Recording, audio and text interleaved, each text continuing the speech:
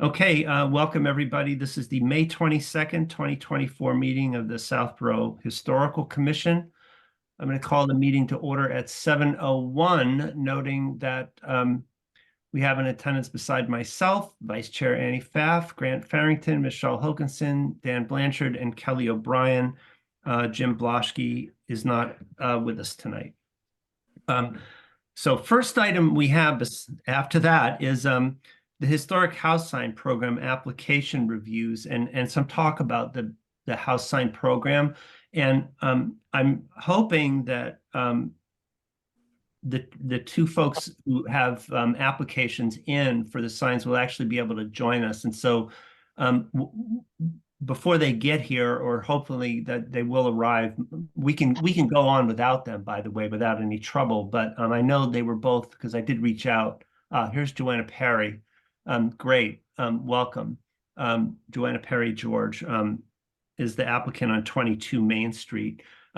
So just to set the table on this, there's some really good news that I want to share, and I'm going to do a little bit of this first. So while Joanna settles in, and hopefully Lynn Kaiser, the other applicant at 3 Prentice Street, will be able to join us as well. So while they settle in, or while we wait for Lynn to get here, I just want to update you on what's been going on with a quick screen share. And if I get this right, I got to clear some junk out of the way. First of all, I believe I mentioned to you sending out the agenda for the meeting. The website, I spent an hour or so with the immensely helpful Hassan Hamed last week, getting the language that we approved, updating the terms of the Historic House Sign Program actually up on the website. And so this is how it now looks. That's a sign or a photo I bopped over to, this is on Central Street, and took a quick photo. Unfortunately, it's very sunny, and so there's a bit of a reflection on the photo, but you still get the idea. So the website is now updated. I know, Kelly, you had some concern about the text being on a single page. This is what it looks like.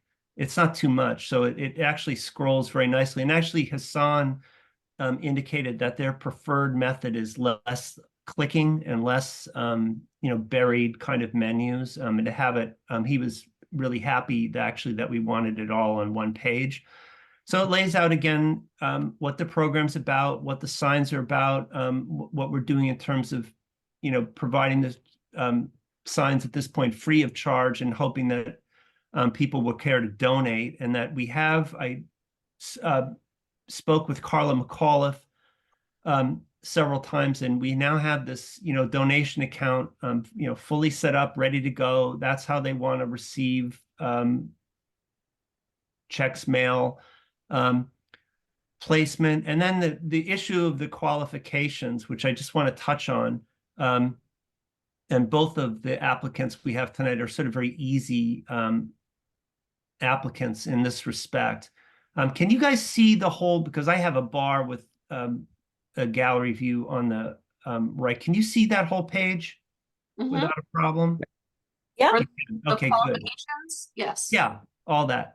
And then, how to apply. And we've added some terms that, both of the tonight's applicants were in before this language even went up on the website. So, for instance, it's very easy. We don't need, I ask, you remember, we approved in the language, like to ask for a photo of the property. That's not an issue here because we have the Google Street View. And but so that's good news. Number one is that the terms of the program are now updated officially and on the website. The second bit of good news just came today, and that Beth Malo at My Southborough was very kind to put up a piece about the reviving of the Historic House Sign Program, and urging people, as we want them to do, to apply and to do it soon. And so, it's not, there's that's off the website. And then you put a little photo that Annie, this is Annie and I delivering. It's a little blurry, that photo, for some reason. But delivering the first sign to the Muddlicks on East Maine, which we actually did in the fall. If you recall, that was the first sign, like the tester sign for the Revive program, and with the new vendor Signorama, and we handed it over. And it covers the program, I thought, pretty nicely, and makes it clear to the residents that read the blog that we're open for business and actively soliciting. So I'm real happy about both the website being updated and then the kindness of Beth Malo at My Southborough to promote it on my asking. So Kevin, I just want to say great job. I feel like it's been such a long time coming to get that on the website and get it, publicized. So, kudos and thank you and, congratulations. I feel like this is a big deal. yeah, thanks. I mean, it all fell into place in the last week or so. And I was really pleased. And like I said, Hassan is such a nice guy and was really helpful to get it up and get it looking pretty good. And we took some outdated stuff off there. Like there was and we have more updates to do, but there was, for instance, a lot of verbiage on our page about the Peters School Annex, which I think for archival purposes would be nice to have put up, but it has to be redone, because that's of course been demolished. But let's go forward, and we'll just flip these in the order in case Lynn Kaiser of 3 Prentice Street is able to join us. So taking up the first one, then is going to be what's numbered 2B on the agenda, which is 22 Main Street. And this is a very interesting, and Joanna, we'll allow you to talk in a moment if you'd like to add anything or ask any questions of us. But this is a very interesting one, right? 20 to 22 in the Macris database. And actually, well, I'll bring that up in a moment.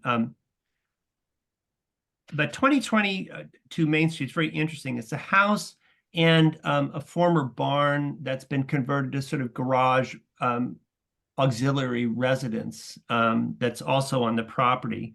And the Macris coverage on this property is really, really interesting. First of all, that it gives a specific date of construction as 1875.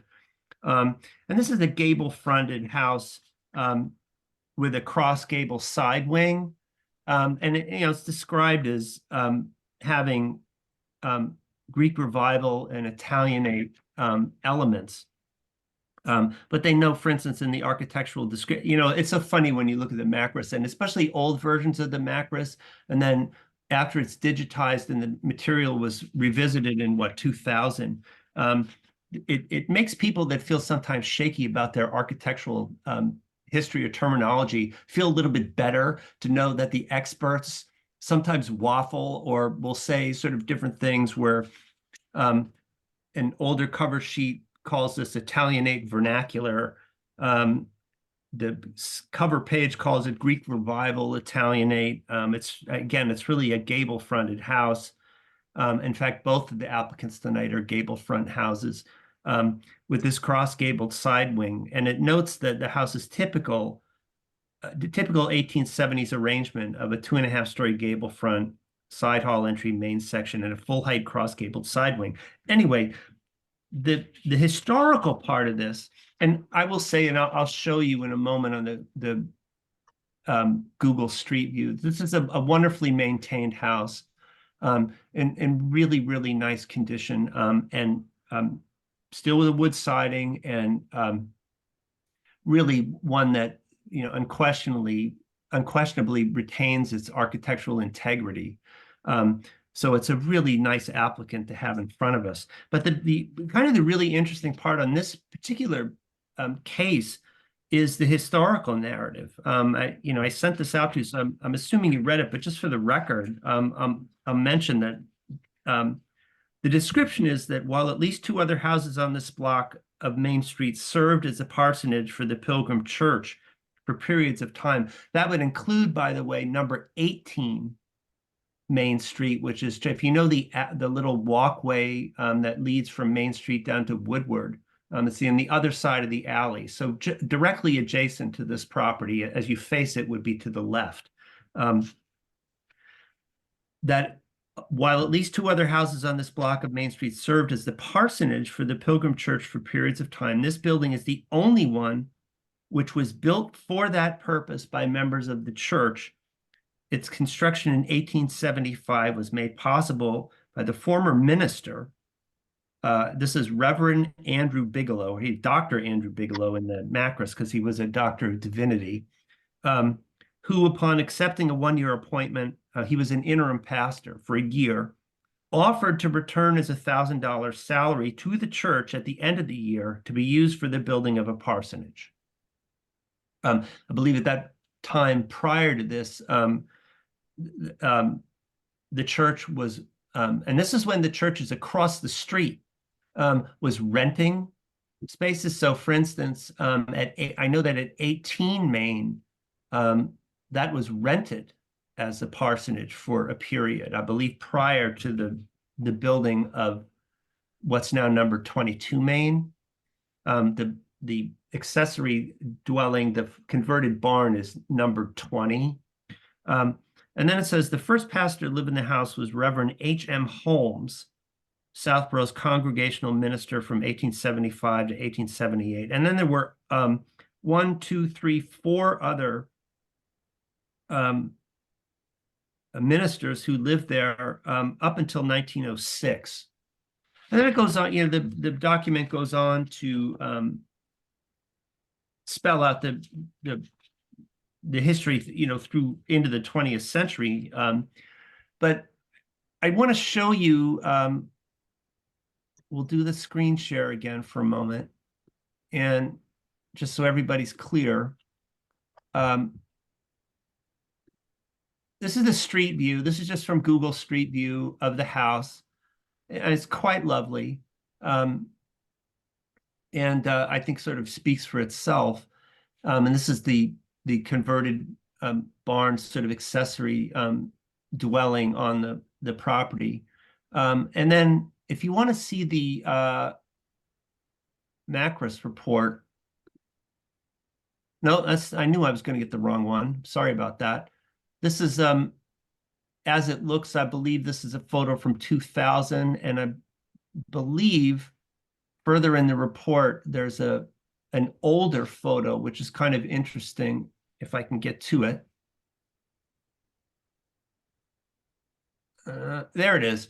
Yeah, that's kind of interesting because it's without the they're now the shrubs with the forward gable section. There is somewhat covered with a couple of very large shrubs.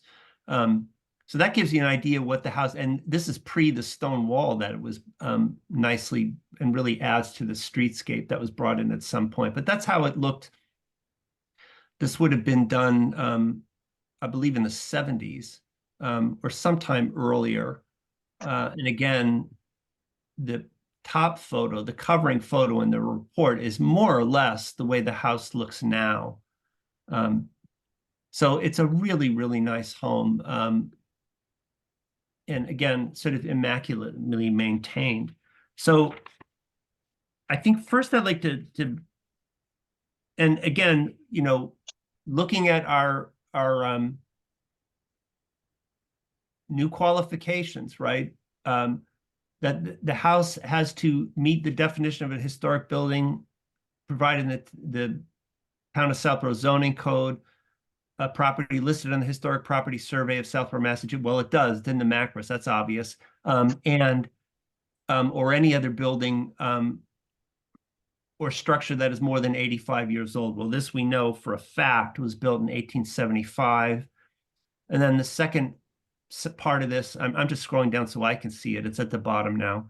That the property must be in good repair. It is. Contribute to the streetscape.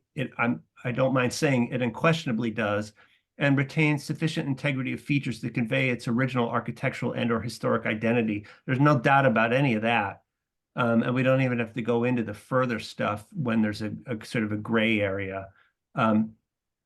So I wanted to ask if my fellow members here have any questions or reservations or anything. I think the one thing that I would like to engage Joanna about is actually the wording on the sign. Because I think we have a couple of options, which I'll lay out to you. But is there any question about this property's qualification that anybody has, or can we, and if there isn't, we can go straight to a vote to approve, I think, if somebody wants to make the motion. But does anybody have first any questions about the property? No? Does somebody want to make a motion to approve the application for, this is going to be 22 Main Street for a historic house sign? I'll move that we approve 22 Main Street for a historic house sign through our program. I'll second the motion. Thanks. All right. So motion made by Annie, seconded by Kelly. I'll roll call vote. Miller is aye. Annie? Yes. Grant? Yes. Michelle? Yes. Dan? Yep. Kelly? Yes. Great. 6-0. Joanna, it's approved. Now, the question comes, officially in the Macris, right? This is the Pilgrim Congregational Church parsonage. And that is certainly one option for the wording of the sign. I will point out, though, or in addition, that, again, I'm going to go quick to a screen share because you might find this interesting, that because there are other parsonages associated with Pilgrim, you've got 18 Main, which I referenced earlier as historically named the Pilgrim Evangelical Society Parsonage. And then you've got 22 at Pilgrim Congregational Church Parsonage. That's the property under discussion now. You've got the Unitarian Parsonage at 33, and then another one on Southborough Federated Church Parsonage at 135 Southville.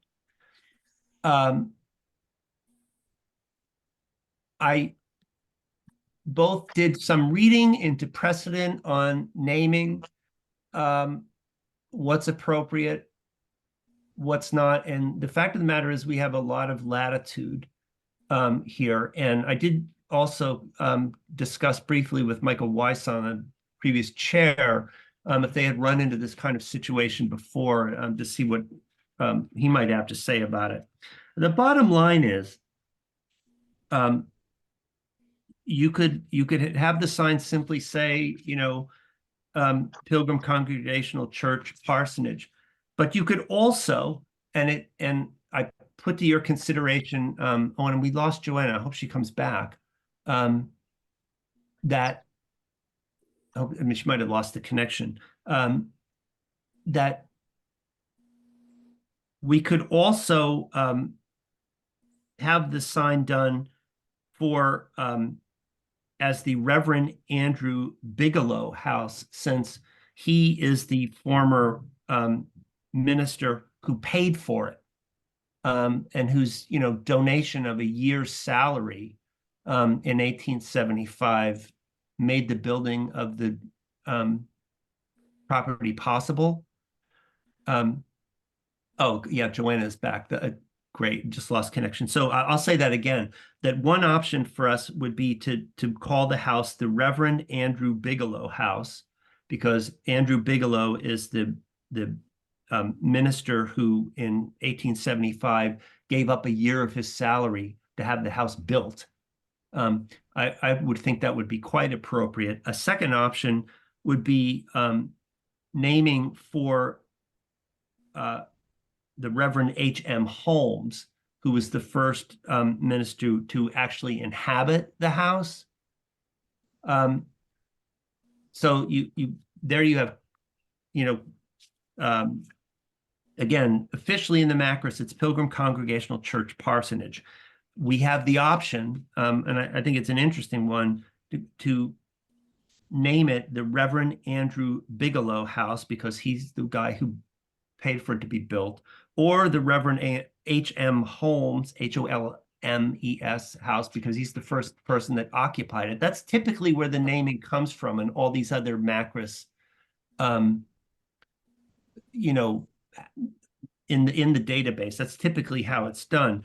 The final option would be to put Reverend Andrew Bigelow, and then in much smaller print, if Annie can work her wizardry on it, Reverend Andrew Bigelow House, Pilgrim Congregational Church Parsonage, in much smaller print. And I would note that since this particular property sits rather close to Main Street, it would probably be very easy to read smaller print, even from the sidewalk, you know, which is always a concern. So go ahead, Annie. I just had a question to clarify. So I'm looking at the Macris and it says Dr. Andrew Bigelow, Yes. a former minister, Dr. Andrew Bigelow. Was he a reverend? Yeah, he was. He was a doctor of divinity, Okay. and hence the doctor.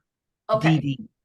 Did use the reverend title for M.H. Holmes, but not Andrew Bigelow? Yeah, and I'm guessing because it's possible that Holmes wasn't a DD, Okay. but Bigelow was. Okay. Um, So I guess my related question is, a lot of times we use just a first initial and then the last name. yes.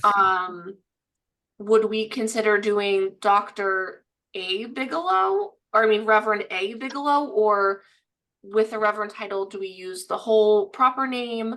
I don't know the answer to that. I'm just kind of throwing that out there for consideration from the committee.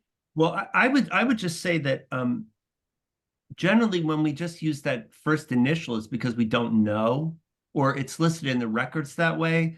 That when, you know, for instance, remember in my house, it's the Ferris H. and Mary Haviland house. And because we know the names, I really wanted them on the sign. And remember, we did the given names in smaller type size, and then the Haviland larger. So I think, you know, and again, I want to get Joanna's take on this momentarily, but Kelly, go ahead. So the last page that you had up, I noticed that it had 22 Main Street and 20 Main Street. It had two separate account numbers, SBR 273 and SBR 651. One's for the Yes. barn, one's for the house. So Right. does that mean we should put a sign up on each parcel? Each ad? That's a possible conversation, yes, but the only item under discussion right now and on the agenda is strictly the you know, front gabled with a cross gabled Okay. main house at number 20, which is now number 22. Gotcha. So, and you know, we could take the matter up of the other structure at some other time. But we'll have to stick, because of the agenda, just to that, you know. Yeah. Okay. 22. And Annie, the official title would be Reverend Doctor. Mm. That's how so all reverends are reverends, but not all reverends are doctors. Right. So he would be addressed as Reverend Doctor. Same with like Martin Luther King would be Reverend Dr. Martin Luther King. Right. Okay. No, that's a good point, Dan. And so we could do it, you know, you could do it Reverend Dr. Andrew Bigelow House.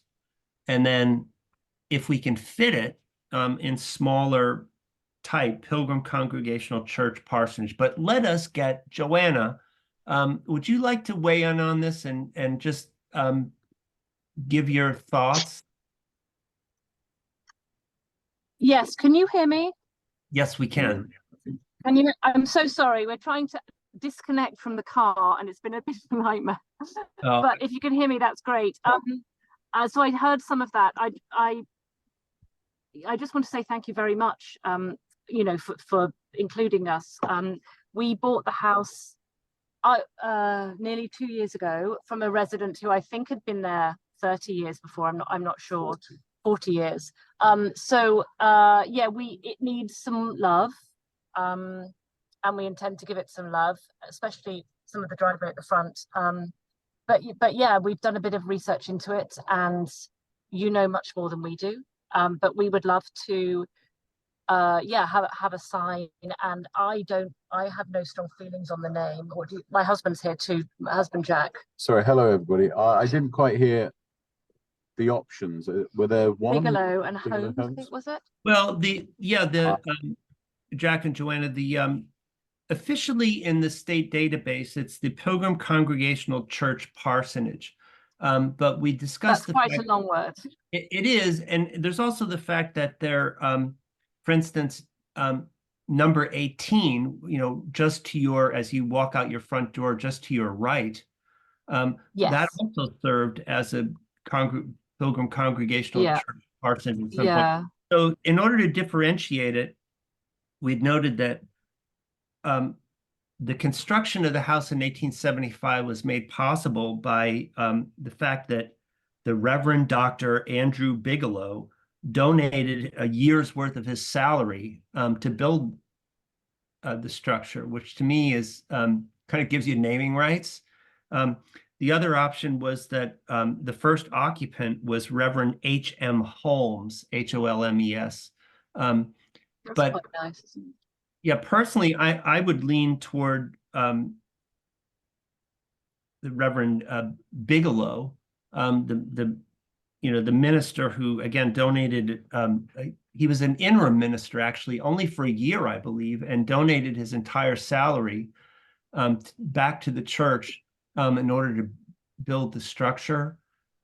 So that would seem to me the most logical naming right. And what I had said, you might have missed this when you were having connection issues, is that Annie is doing the design work currently, and that if she's able to, we could have it as the Reverend Dr. Andrew Bigelow house, and then in smaller type, if we can get it on there, Pilgrim Congregational Church Parsonage. If we can't, the house would still be, identified with its original religious usage by the name, Reverend Dr. Andrew Bigelow. Yeah. I mean, I think that really I feel it's down. Do we have to decide now? I mean, I'm happy without having the Pilgrim Congregational Church on it. If that looks too wordy, probably not necessary, because I know some of the houses just say the whatever John Thomas House, and I rather like the idea of a name, because it could mean something to, could mean many things to different people. Well, what I mean, I I sort of feel we need to be guided by them, Well, Jack, because I would the suggest. understanding of Oh, go ahead.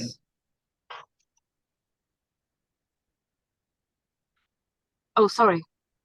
What I would suggest then is to have Annie Pfaff take a shot at this. Is that okay with you, Annie? And I do think you may run into adding the Pilgrim Congregational Church Parsonage underneath might be too much.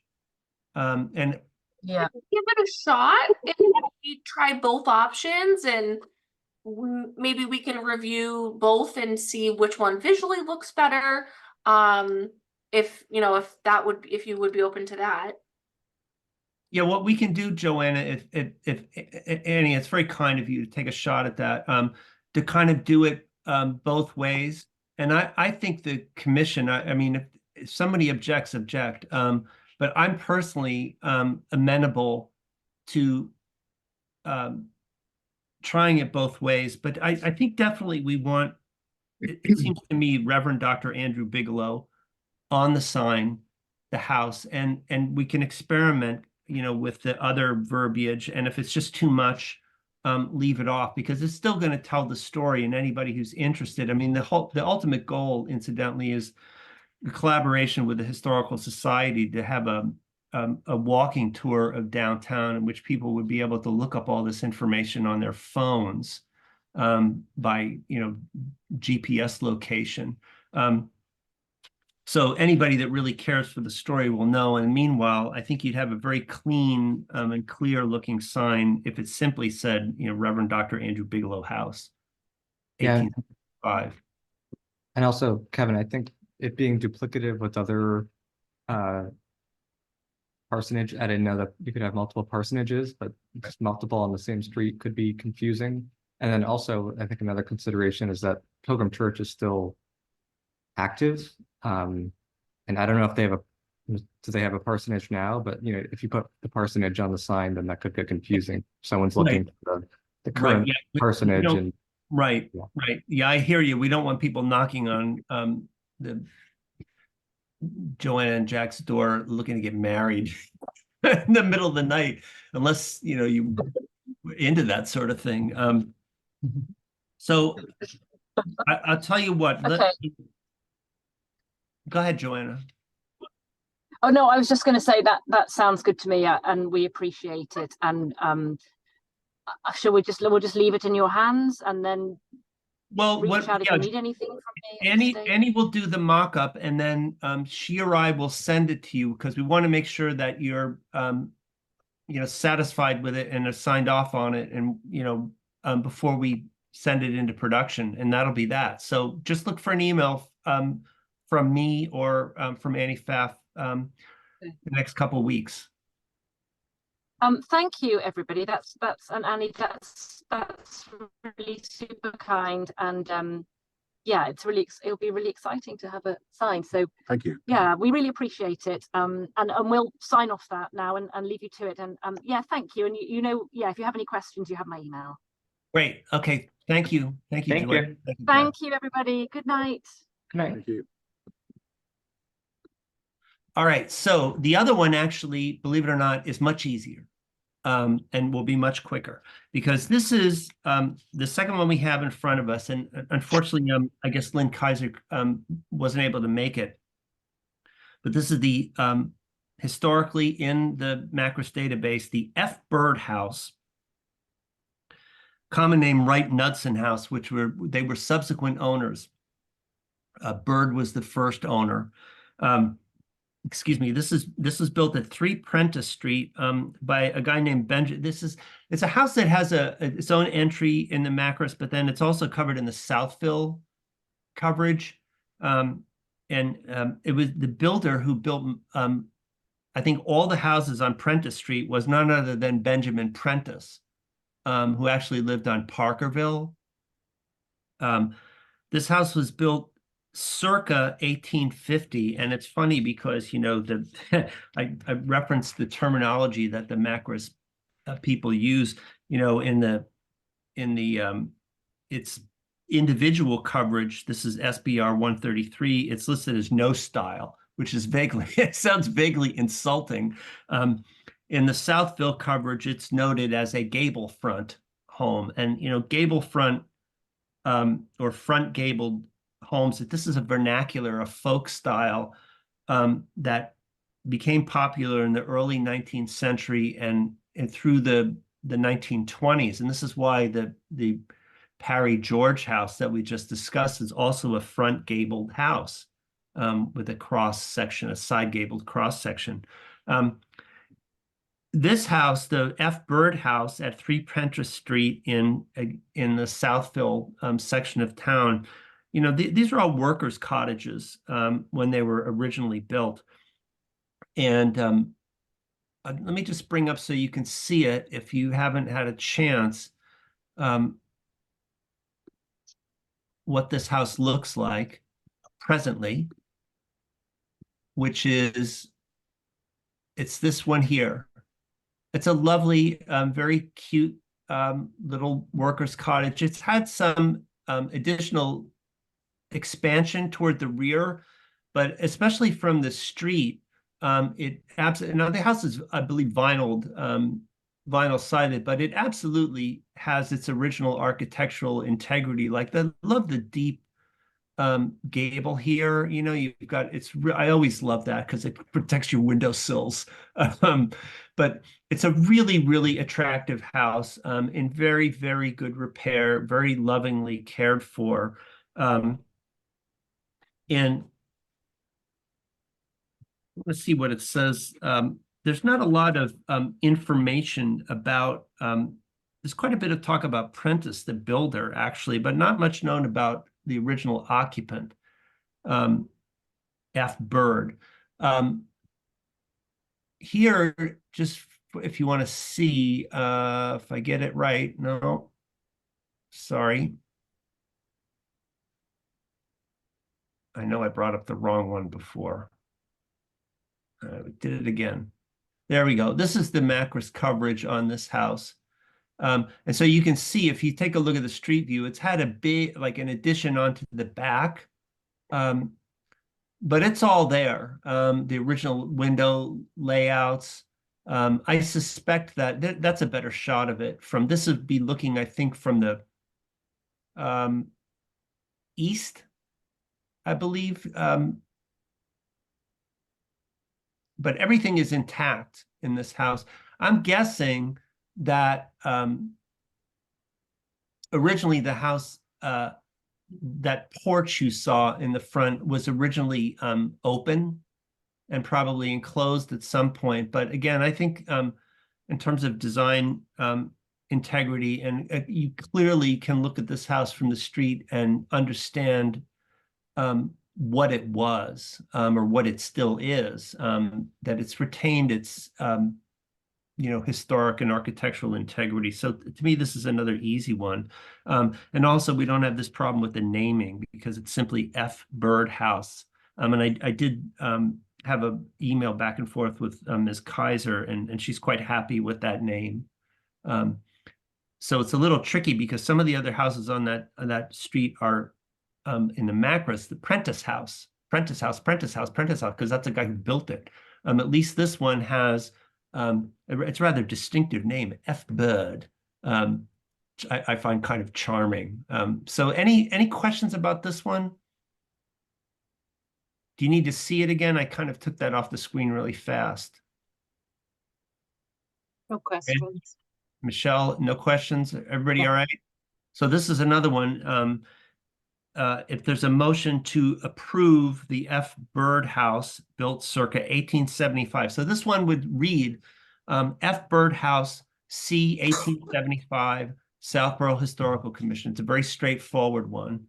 It would look rather like the one, that Hassan put up on the website for us. Anybody want to make a motion to approve this one?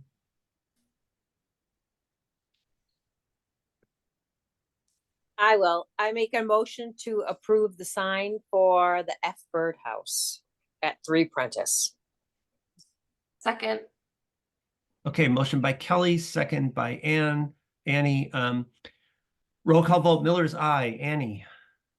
Yes. Grant. Yes. Michelle. Yes. Kelly. Did Kelly say yes? Oh, yes, yes, Yeah. I thought you said Melanie. Yeah. And Dan? Yes, Thank you. 6-0 to approve. So I'm sure Ms. Kaiser will be very happy with the result. It's a charming little house, a charming little street. So before we move on from the house sign stuff, just a couple other notes on this.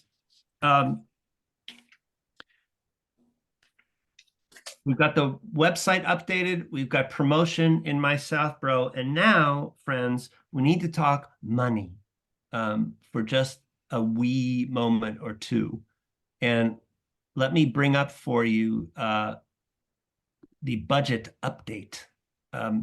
Having confirmed all these numbers with Carla McAuliffe this week. Can you all see that now? Because again, I got a lot of other stuff. There we go. Let me, that's better. Okay, so our annual budget is $1,000. We have to date only spent $73.73 of it. That was for the sign that went to the Muddlicks, that's now featured on the blog. Thus, we have $926.27 left in our budget, which of course goes away at the end of the fiscal year. The ARPA allocation that we got for the water tower sign, which is of course coming up later in the agenda, was $500. We haven't spent it yet. So that's still sitting there. The ARPA allocation we got for this historic house sign program was $1,230. We have to date spent $368.65 because out of that bucket, we've given out 1, 2, 3, 4, 5 signs. You will get as soon as this select board accepts my check, you'll get the one back for the Ferris and Mary Haviland house. And that, of course, will go into our donation account, which is great because we get to roll that over. But the remaining ARPA allocation for the house sign program is $861.35. So the total remaining budget between the annual budget and the ARPA sign allocation amounts to $1,787.62. That would pay for about 24 signs. Now, if as a result of a bit of promotion today, if everyone in town hasn't already gone away on summer vacation or something, if we get a run, great, we can spend through some of that stuff. The other thing that a little bit coming next on the agenda is about the historic house sign installation and some plans to thank supporters and commemorate. That might cost a little bit of money, but even if we back out a few $100s out of that, we're still going to have enough money to probably give out, even if nothing came in to the donation account, at least, I don't know, 18 signs or more. So, I'm really hoping, and again, I don't have any problem, because of COVID, for instance, over the last couple of years, since I've been on the commission, we've turned back a lot of money. We've turned, last year because of, with this program on hiatus and not much happening because of COVID, we gave back the entire amount of our budget. So, Grant, I know you were asking about, getting a budget increase, but we got to spend what we got first before we can go to advisory and start asking for more. But Well, I had mentioned that in the context of you had been worried that we wouldn't have enough money for signs. So exactly. I don't think we necessarily need it right now, but if we're Yeah, no, we're I low hear on cash, yeah. Yeah, no, I'm just kind of joking about that, but we'll, as a taxpayer, I don't have any problem turning back money, but I hope that, we get a good response and we do get some requests. But the other thing I want to put to you guys is because that ARPA allocation, and there's a lot of moving parts here, but because that ARPA allocation goes away, the annual will get our annual budget again. It's already been approved, obviously, but the ARPA money, since it goes away in about 5 weeks, if we don't commit, and I had conversation with Carla McAuliffe about this, and the legal position is that all the ARPA money, it has to be actually paid out, I think by 2026, but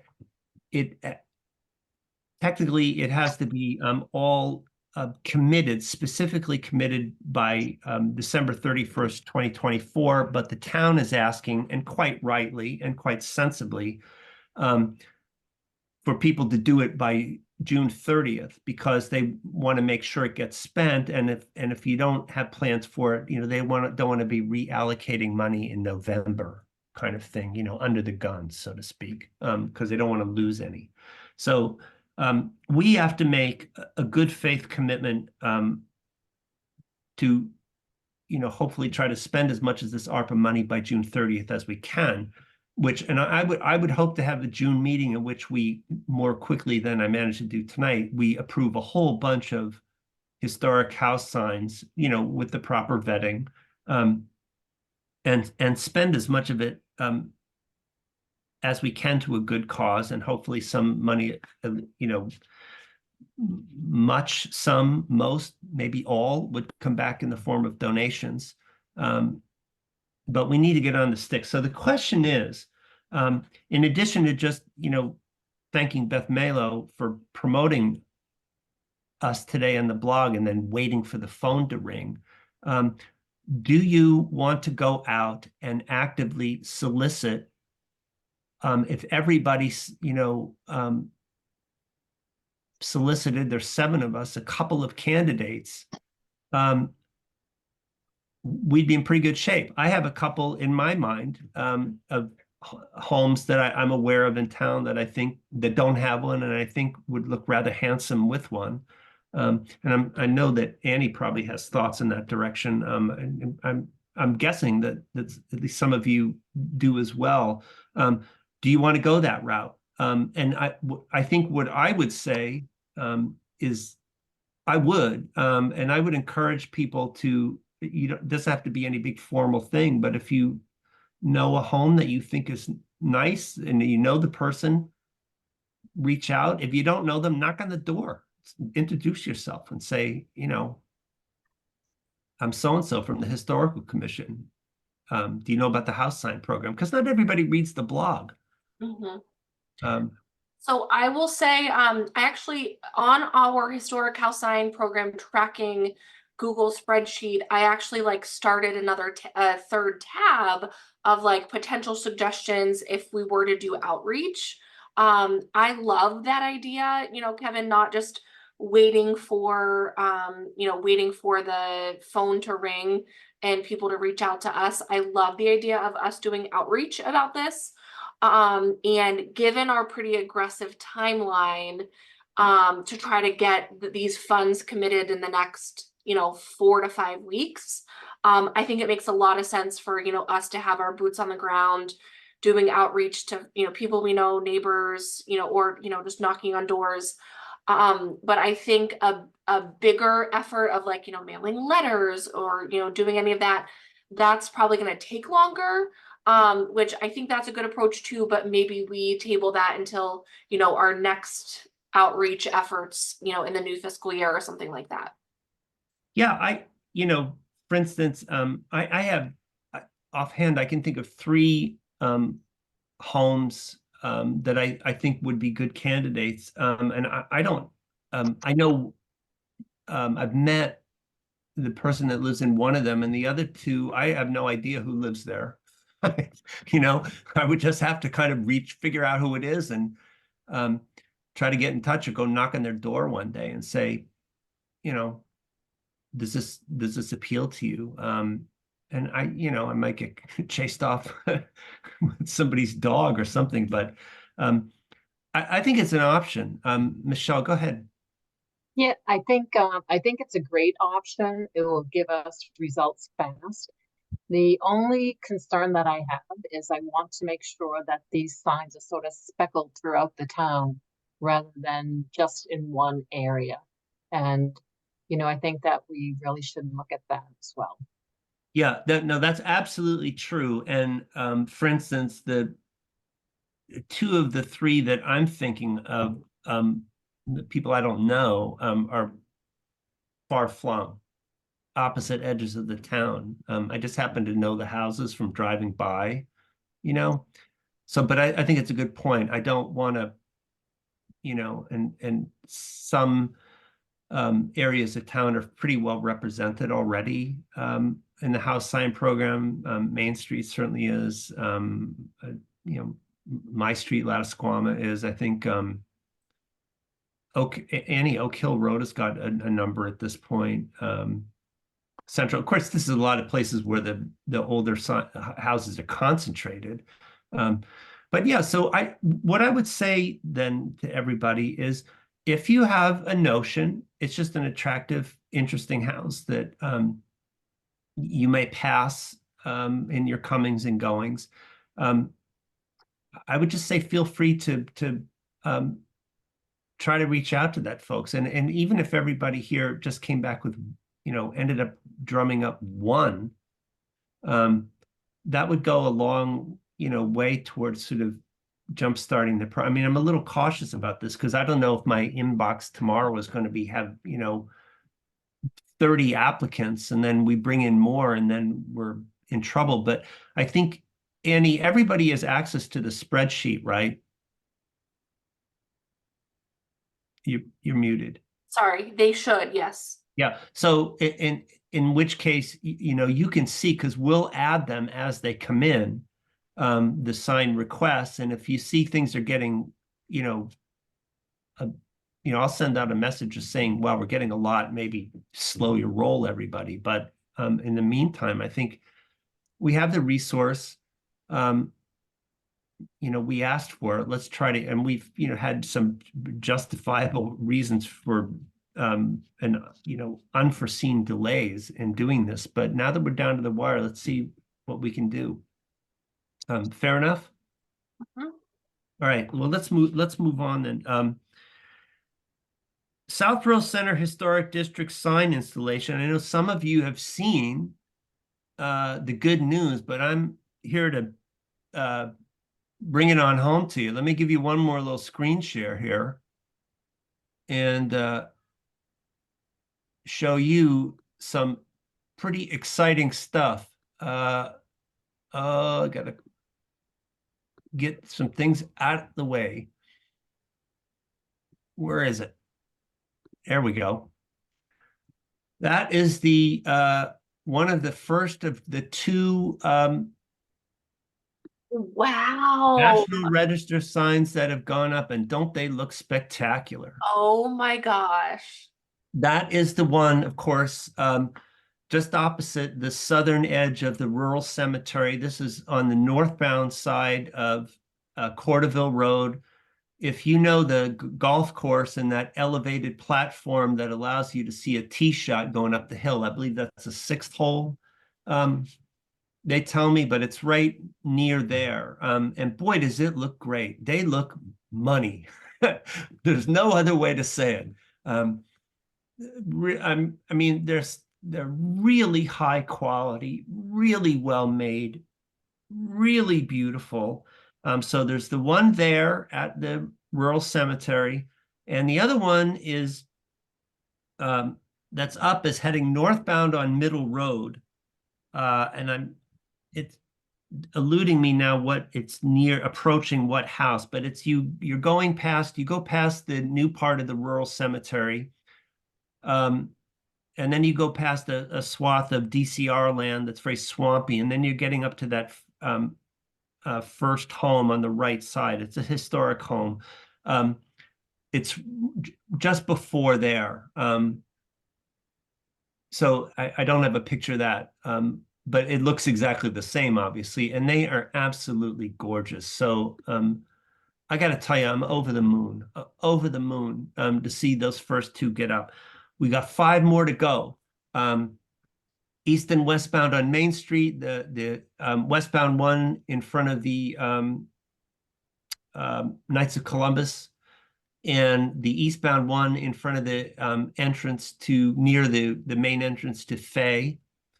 Let's see, one on Lattisquama going northbound, one on School Street going southbound. That's 4. 2 are installed, that's 6. Oh, and the last one, of course, the real cherry on the sundae will be on Marlborough Road going south, at the turn, right at the turn at St. Mark's there, at the very near the entrance of the new Southborough Heritage Park. So that is really going to be a kind of capper. And that is the only stake actually that has not been set. The rest of them have been cleared with DigSafe and all that stuff.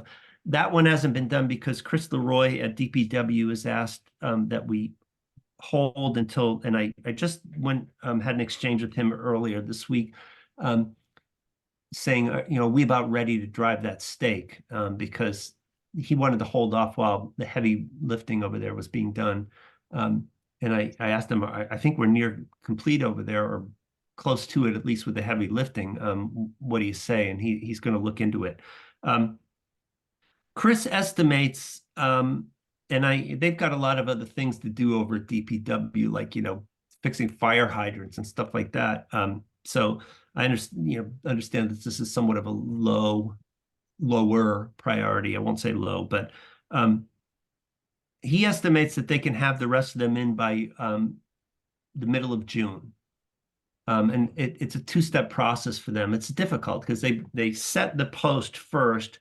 They let it sit there a week or so to get really nice and hard in the concrete. We went round and round about how to make sure they're big, heavy signs, and that, like in talking with Bill Cundiff, the DPW head, he was worried about them catching wind and, deflection and all that considerations.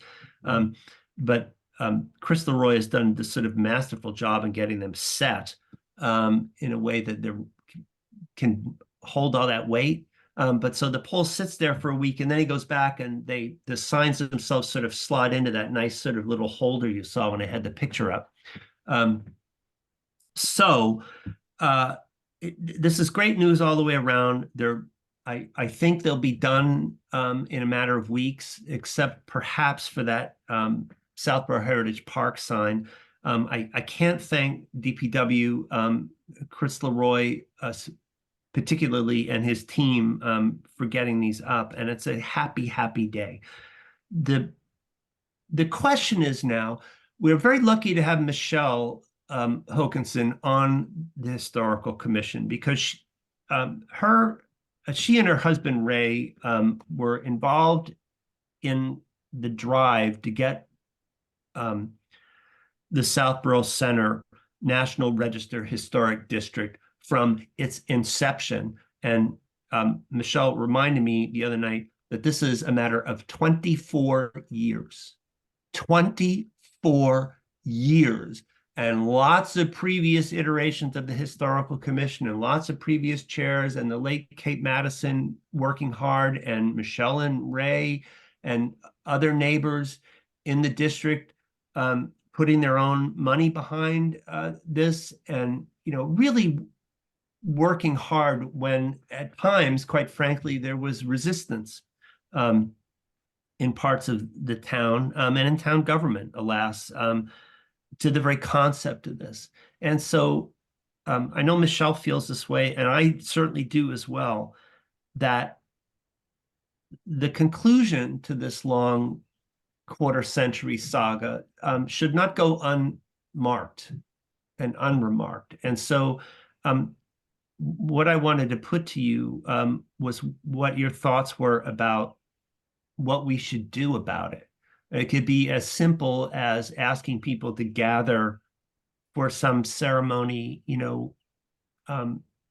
at the roadside. And there, for instance, I'm really looking forward to Chris and the DPW crew getting the ones up, especially on Main Street, because I think they're going to have this massive impact. The one in front of the KFC is going to be, right across the street from Morrow's. People come downtown, walk around, they're going to see that sign, because it's going to be real prominent as you come westbound. You come across, let's say you turn from Boston Road or Newton Street, you're coming west on Main, and you're going to see that sign, and it's such a beauty. People are really going to notice. It could be as simple as asking people, for instance, to gather at that particular location for a quick ceremony, or it could be a little bit more than that. And one thing that I did speak with Michelle the other day about, maybe we do something, for instance, at the community house, if we can rent it for an hour. And it doesn't, again, have to be a big deal. I don't want to spend a lot of money on this, but coffee and donuts and a few nice words to the people who are still in town, who were on board this from the beginning. Because one of the questions that's come up is about why the shape of the district, and why things are in and things are out. I, for instance, would like to see at some point the district either expanded or a separate district to include East Main, which is not in it currently. And of course, we need other National Register districts in Fayetteville and Southville and so on. But and the answer to that question, really, Michelle was most helpful to me, and Ray, and explaining it really had to do with the will of the people who were involved initially, and who got behind it, and who really wanted it.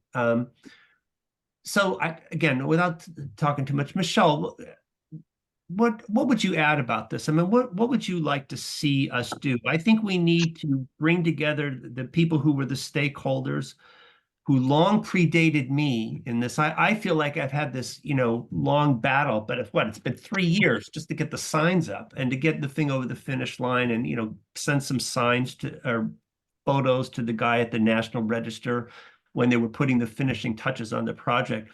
But in the grand scheme of things, my life in this project has been quite brief, even though it seems eternal.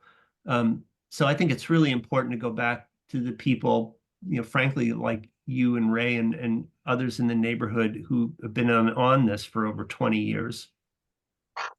So I really feel that, it was a big effort by the residents. The residents actually took this into their own hands. They donated their own money. We went to the Historic Commission. There was a lot of brick walls along the way. It was, went to town meeting, advisory, and we just tabled it just because we didn't have the support. But I feel that, with Kate Matson, I mean, she really took the lead, and I feel that we should obviously try to invite her husband. And I feel that it's a really big deal. It's not just something, should be noticed in a newspaper. And I think that, I think it's expensive to rent the community house, but we're willing to pick up the tab for that. And I just think, like you said, coffee and some pastries or tea or something like that. It deserves some recognition. And, obviously to invite the residents behind it, but also, just to let the town know, I mean, this is something big for the whole town. So I think that, just to be very proud of this. And thank you, Kevin, for the last 3 years, because those signs are great. And it's the culmination of 24 years. Oh, I have the goosebumps hearing you talk, Michelle. Yeah. It's not just me, but there's just so many people that were behind this, and like you said, so many brick walls, and just it's sort of like, you just keep going, because it's amazing. So, I agree, Kevin and Michelle. I think this is really monumental for Southborough and something we should celebrate. I know that there's, the tricentennial coming up, and, we had talked at some point about, trying to have some synergies between, the unveiling the signs, but I don't think we should wait for that. I think it's something to be celebrated now. We've waited so long to get this, to make this happen anyway. The community house is actually only $100 for a weeknight. For a weeknight evening. It's more expensive on the weekends. But I actually think that would be a good use of our historic budget. I personally feel like $100 is, pretty reasonable for, this type of celebratory event behind what we've, this big accomplishment, and something to celebrate. So I would actually be in favor of paying for it from our historic budget. I agree with that. I think if we could, do a weeknight at the community house, $100, and then even, $200 for refreshments of some sort, we might get it donated. I mean, we've got the money to do it, and I think we could well justify it, to ourselves and anybody that would care to ask. And it's a good idea. Mm-hmm. Michelle, did you have something else on that? I actually just, how many people do you think would attend? I know that this is sort of like a crazy thing, but if it was not going to be like 100 people, I could just open up my house, and you could do that too. So just a suggestion, but if it's going to be 100 people, and that might be a little bit trickier. I think maybe, I mean, my gut says 30 to 40. Kevin, what do you think? Anyone else? I haven't a clue, to be honest with you, what it would be. I mean, and I know Michelle, I'm correct in saying that you have documentation of like who the original email. Yes, I have all of that. I have the canceled checks. I have all of that. Right. So we could, put together a kind of, I don't know what we'd call that, a kind of projected guest list of people that would be in, that we'd, but I think you'd have to throw it open, and I would want to do this, to throw it open to anybody that cared about it. And, and just to talk, I think it would be really nice to have some of the original people who were involved just to come up, and they can speak, extemporaneously about kind of what this has meant to them, and some of the sort of personal reminiscences of, what it was like trying to get this done. So again, Crystal Roy's estimated June 14th. I think it would make sense, even if we can do this and commit the money before the fiscal year, but possibly still plan on doing the actual event in July. So that, because I think, I've hassled my DPW friends enough as it is to try to get this stuff done. I don't, I'd like to have a little grace in there. So they have a party hanging over their heads, and they would certainly be guests of honor, to build in a little bit more time in this. But Michelle, are you willing to sort of take a kind of, and anybody that would care to help, a bit of the planning of this by the horns? So you're thinking of, you said July, Does that mid-July? make sense to everybody else? I mean, and Andy, maybe you have an opinion on this. I'm not well versed on the financial, can we commit the money and pay it and then still hold the event in July and draw it out of the current fiscal year's budget? I think you can do that. Well, I think you can't pay for something before you receive it. So Well, then that's a problem. yeah, let's look into that and ask a little bit more specifically, what the accrual, what the accrual rule would be for this type of situation. I don't have the answer for you right now. Yeah, because again, I don't envision anything super elaborate, but I just do think it's so important, for the people who have been behind this for 20 plus years to have a moment to come together and say, wow, we made it, So, all right, Andy, can you check on the sort of financial side of it? And I think without any OML violation, we can kind of go to Michelle and just confer about, and hopefully get this tied up pretty quickly. Another idea would be to try to have it end of June. For example, even if we did, let's just say the June 27th, that would still have a couple weeks grace period after the mid-June estimated installation timeline. Yeah, that's a possibility too. I'm sorry, I'm just bringing up my calendar on my other screen. Sorry, this is, don't mean to make this tedious.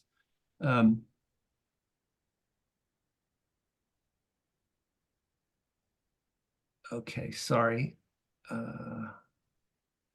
Yeah, June of 26th, Wednesday, like a weeknight. Like if you push it to as far to the end of June as you could, let's say the 27th, that's a Thursday. Can we inquire of the community house? And the fact of the matter is, look, it depends on, and I always, in all things about this, I defer to Bill Cundiff and Chris Leroy in terms of their expertise and what they need. And if he says to me, for instance, it's quite likely that the one at the Heritage Park may not be able to go up yet. Whether we had a party at the end of June or we had it in July or I don't know when it's going to be, and again, I always defer to their expertise. So it's quite possible that we'll just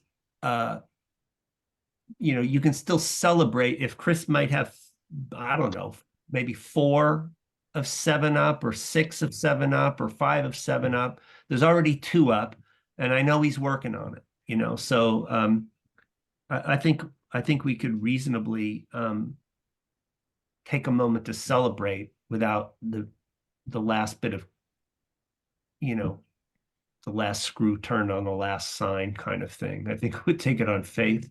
So yeah, and you want to look into that last week of June, would you? Or you and Michelle, can you do that?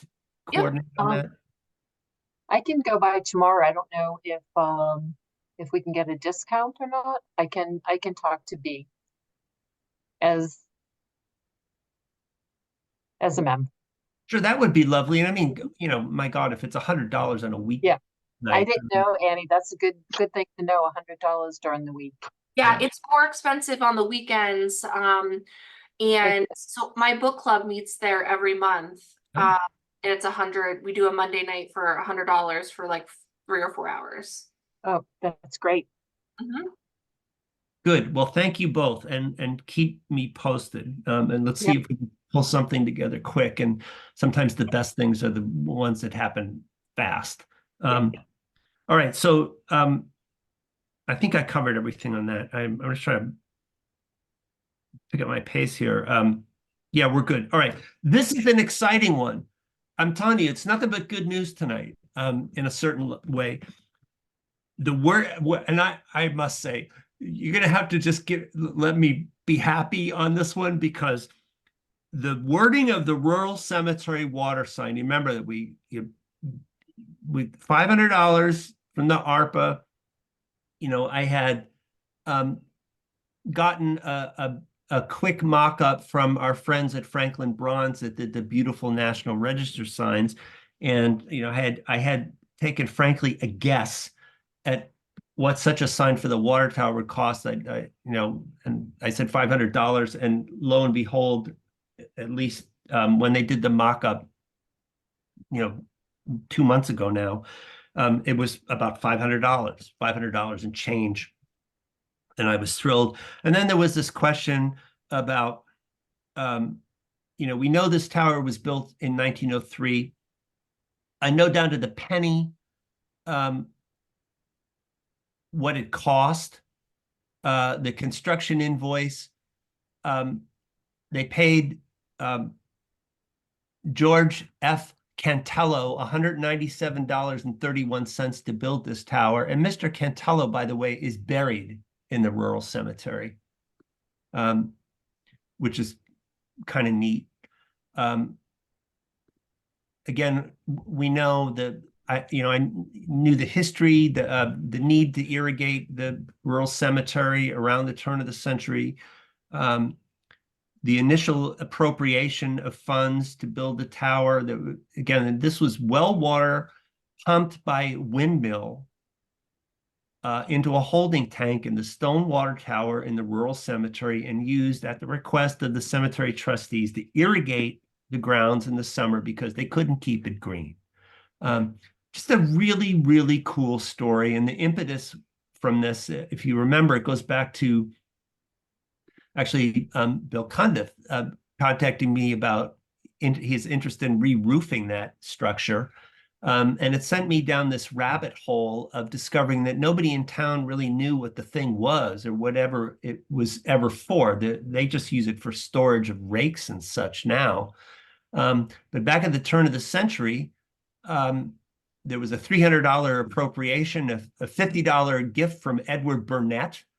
And then they paid one fellow for site prep labor. They paid $5.40 to survey. They paid $53.68 for supplies. They paid $6.75 to one A.F. Hyde for labor on the tank. And again, old George Cantello got $197.31 to build this tower. Try doing that these days. I mean, it's a really, really kind of cool story.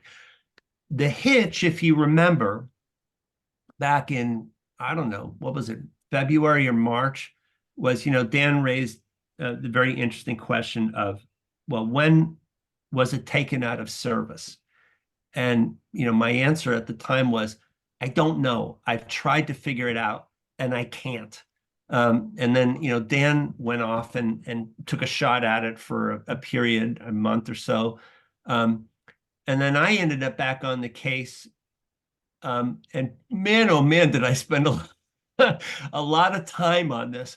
But I am thrilled to report that I have an answer.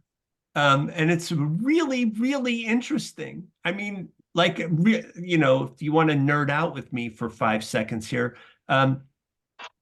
Okay. I got to bring this up.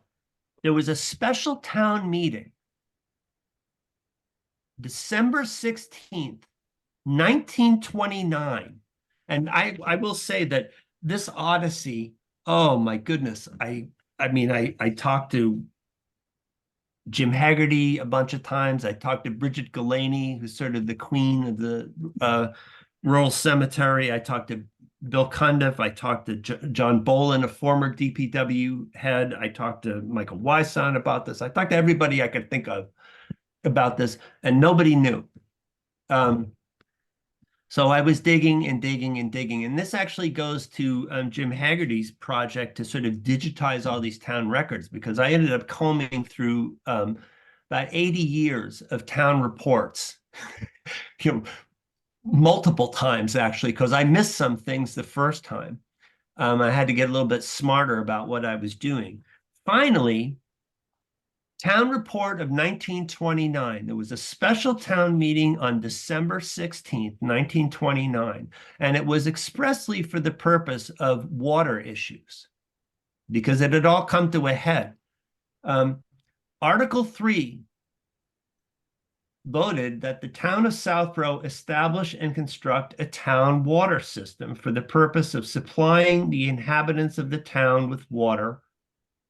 The population of Southborough is about 2,400 people at this point. 262 people voted in favor, 150 against.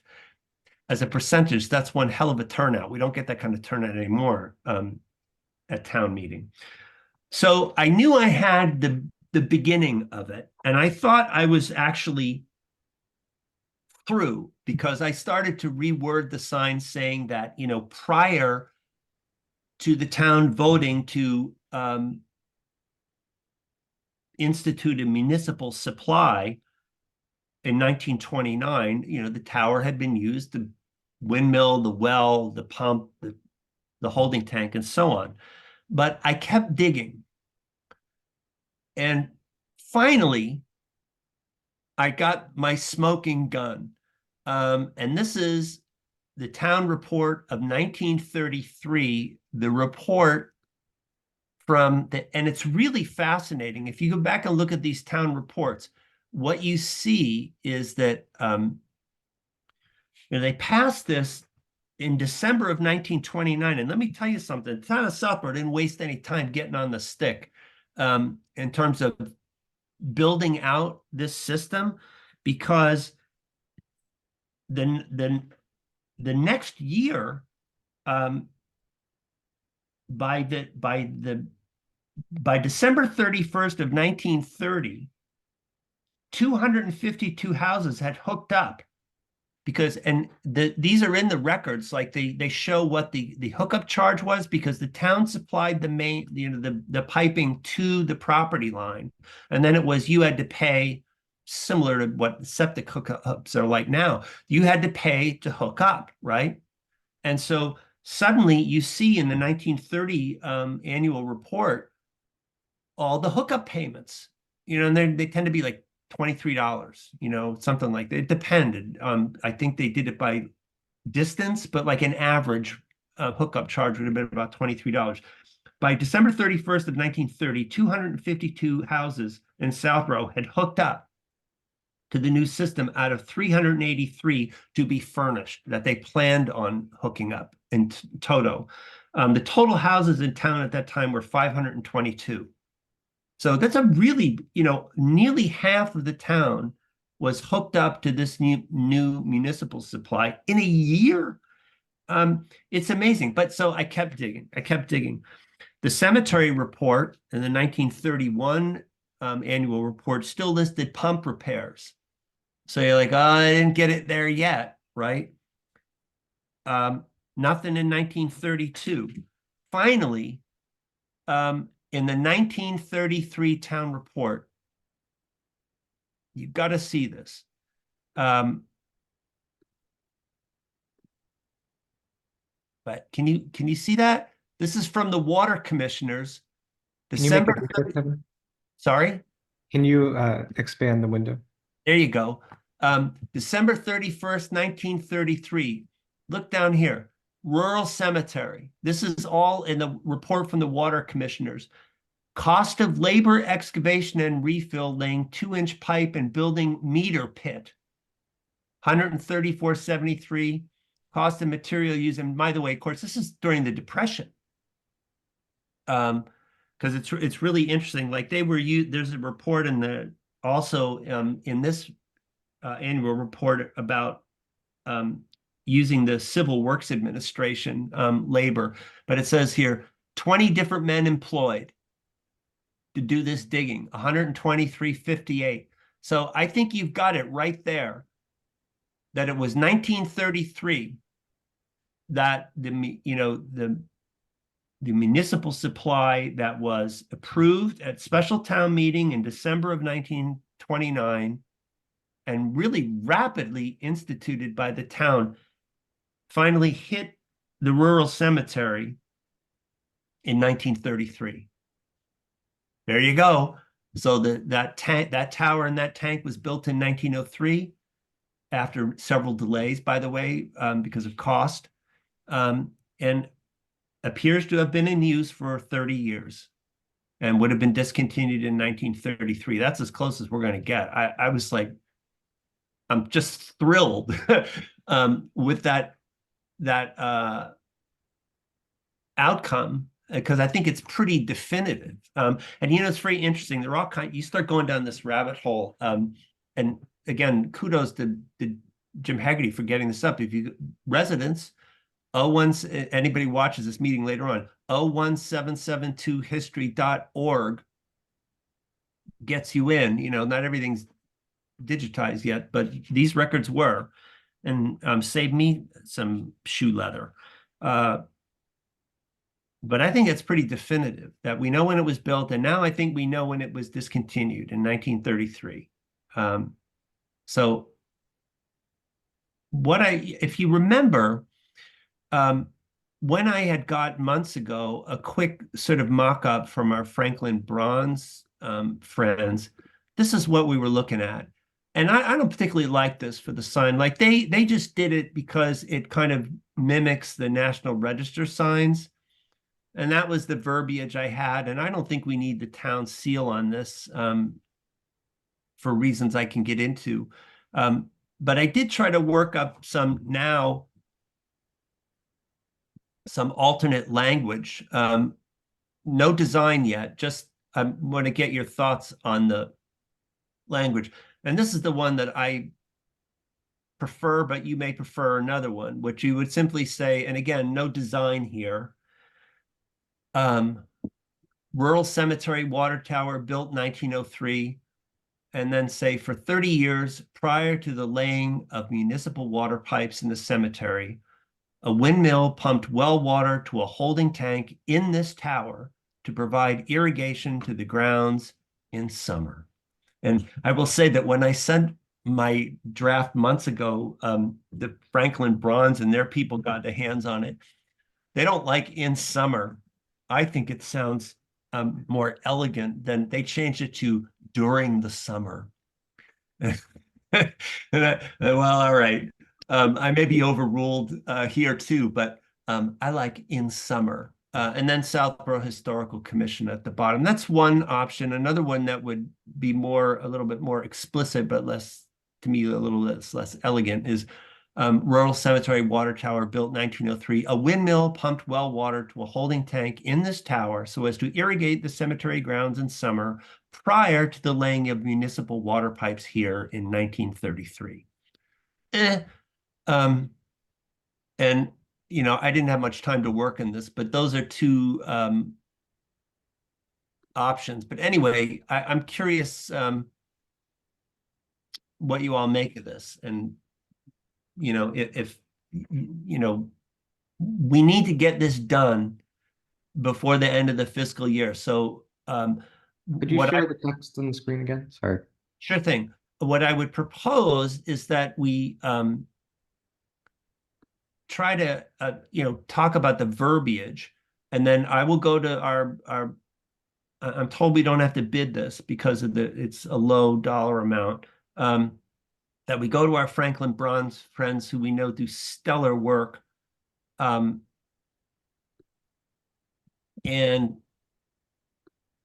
try to get them to draw something that looks really good. This is the one I like again. And what I would suggest is that we go with a kind of, more square rectangular thing. It doesn't have to have that like bump at the top that the National Register signs had. They just did it that way because that's what they had on file for us. And I don't particularly think we could have the town seal on it, like, here or something. Or we could not. But what I would propose doing is if we can come to some kind of agreement on the verbiage, they're very happy to draw up several different options, and then we just approve one at our June meeting and place the order, and we will have actually pulled this one off. I quite like this. I guess this would be option 2, right? The second one on the page. Yeah, that's the right. one that I like personally. Quite But poetic. And I agree. I think I mentioned that previously, that I kind of like it to be a more square sign, and I don't think we need the seal, so I agree with those changes as well.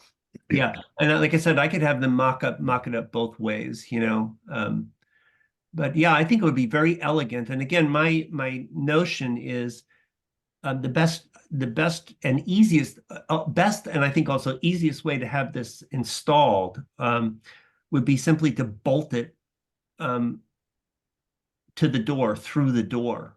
It's got those 2 big double doors on the front of the tower, and so that you're not even drilling into the stone work at all, which is of course irregular, and so not going to want to take a plaque.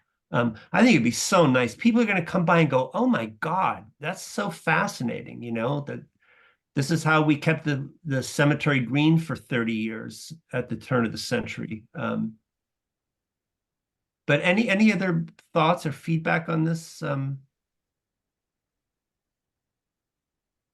only thing I verbiage? might suggest is taking out for 30 years. I just think it would sound a little more proper. Starting it off with prior to the laying of municipal water pipes in the cemetery, a windmill pumps well water. Well, you could have, prior to the laying of municipal water pipes in the cemetery in 1933, a windmill pumped well water, because I do want to, having done all this work to find No, out. that sounds good, what you just said with the 1933. Yeah. Yeah.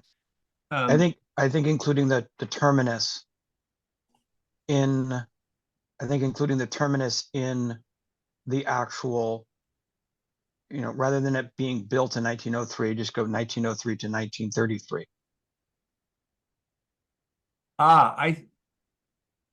Yeah, I see what you're saying. But then does that make it seem like the tower's not there anymore? I kind of prefer it as the year that it was built, and then have the end date described, but that's just me. Well, let's see. I'll just knock this out really quick.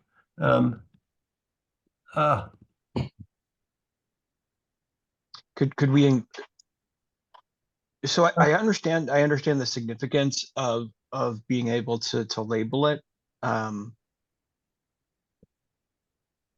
think there is a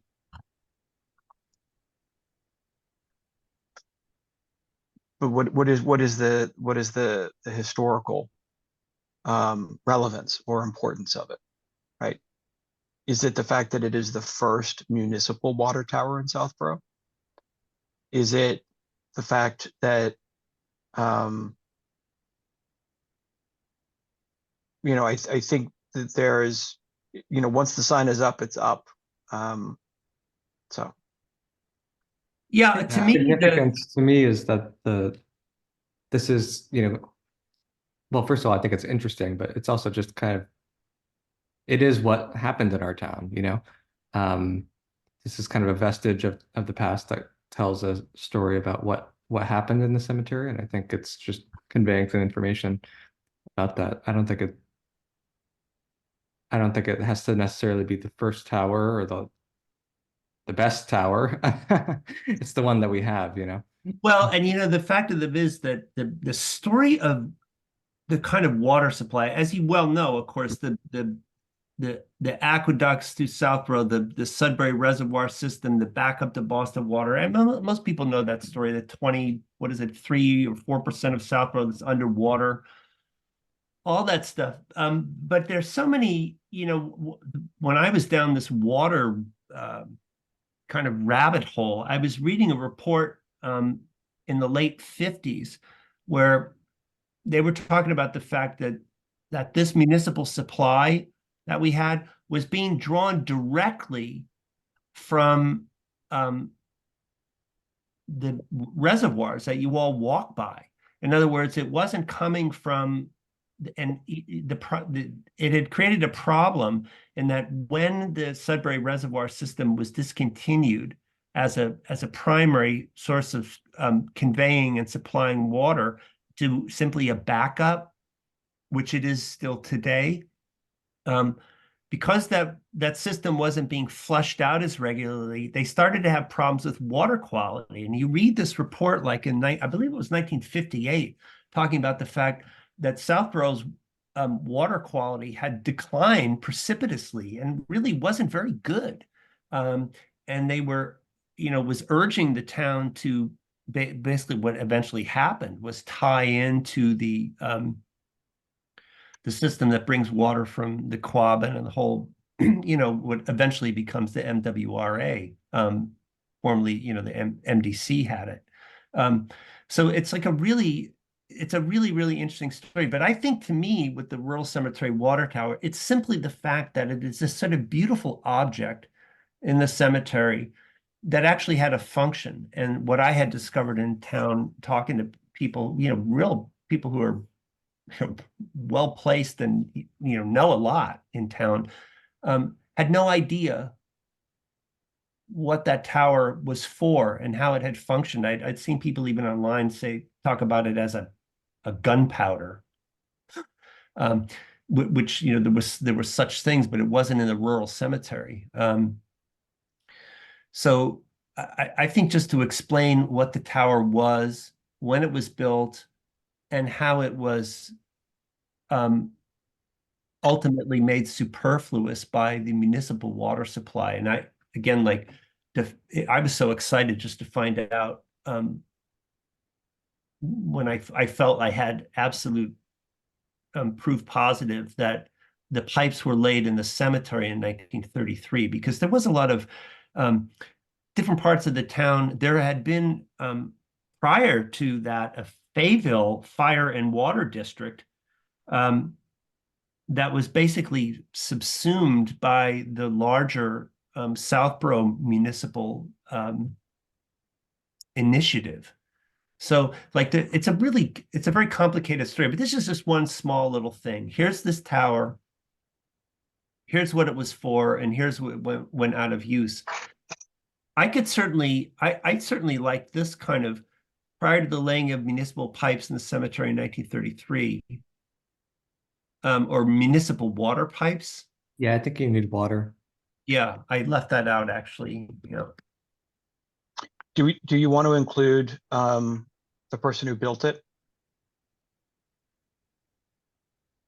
Dan, I gave that some thought, and I don't know what you all think. I was a little bit concerned about cluttering the thing up with too many, because in fact, you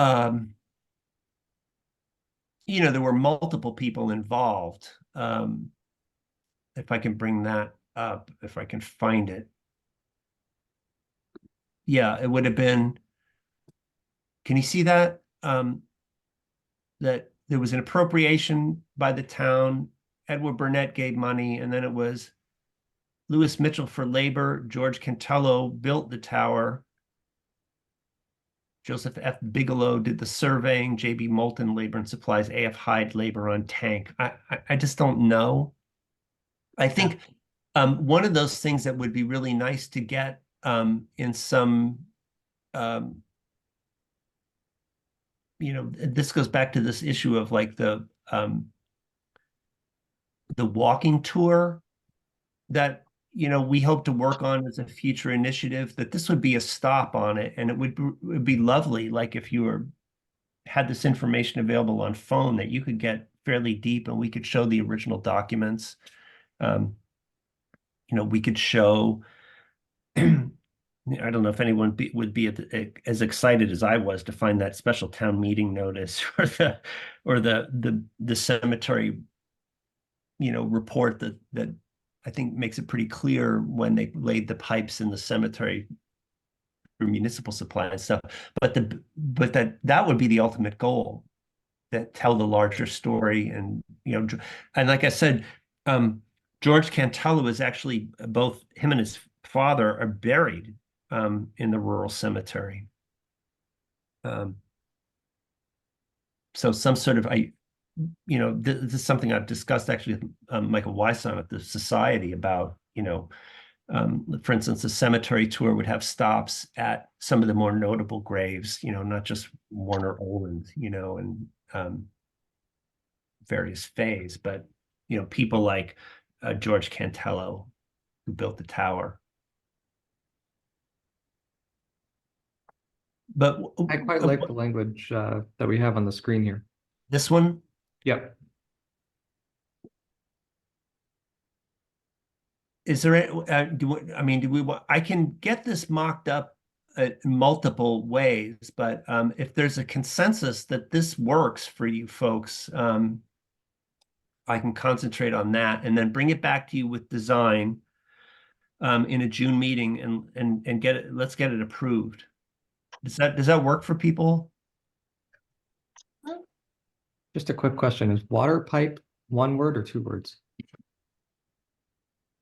I will confirm, but I believe two. Okay. Maybe you could check that Or for me. hyphenated or but So if I don't that's have a what- preference. I is just want to make sure we have the right. yeah, no, yeah. Yeah. Well, check me. I mean,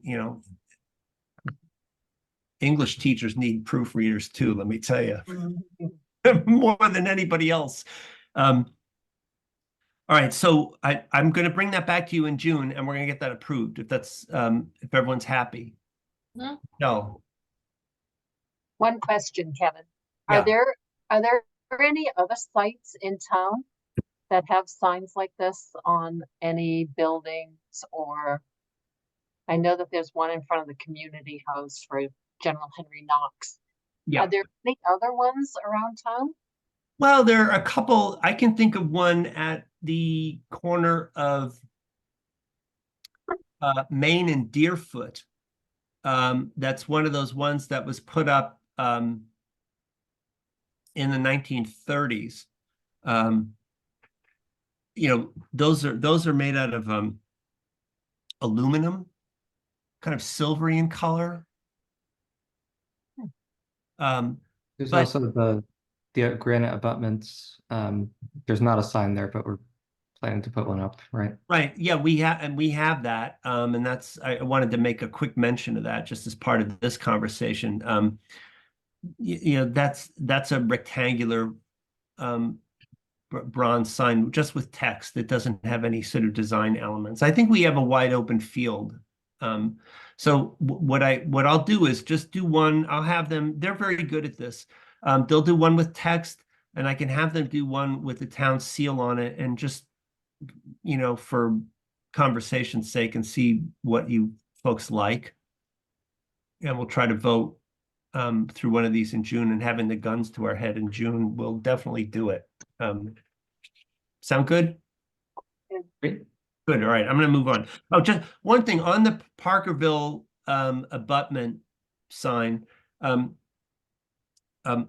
Michael Wyson, who's eager to move out of the flag school, apparently since Fayetteville Hall is almost done, is threatening to bring that sign to my house because he doesn't want to have to move it.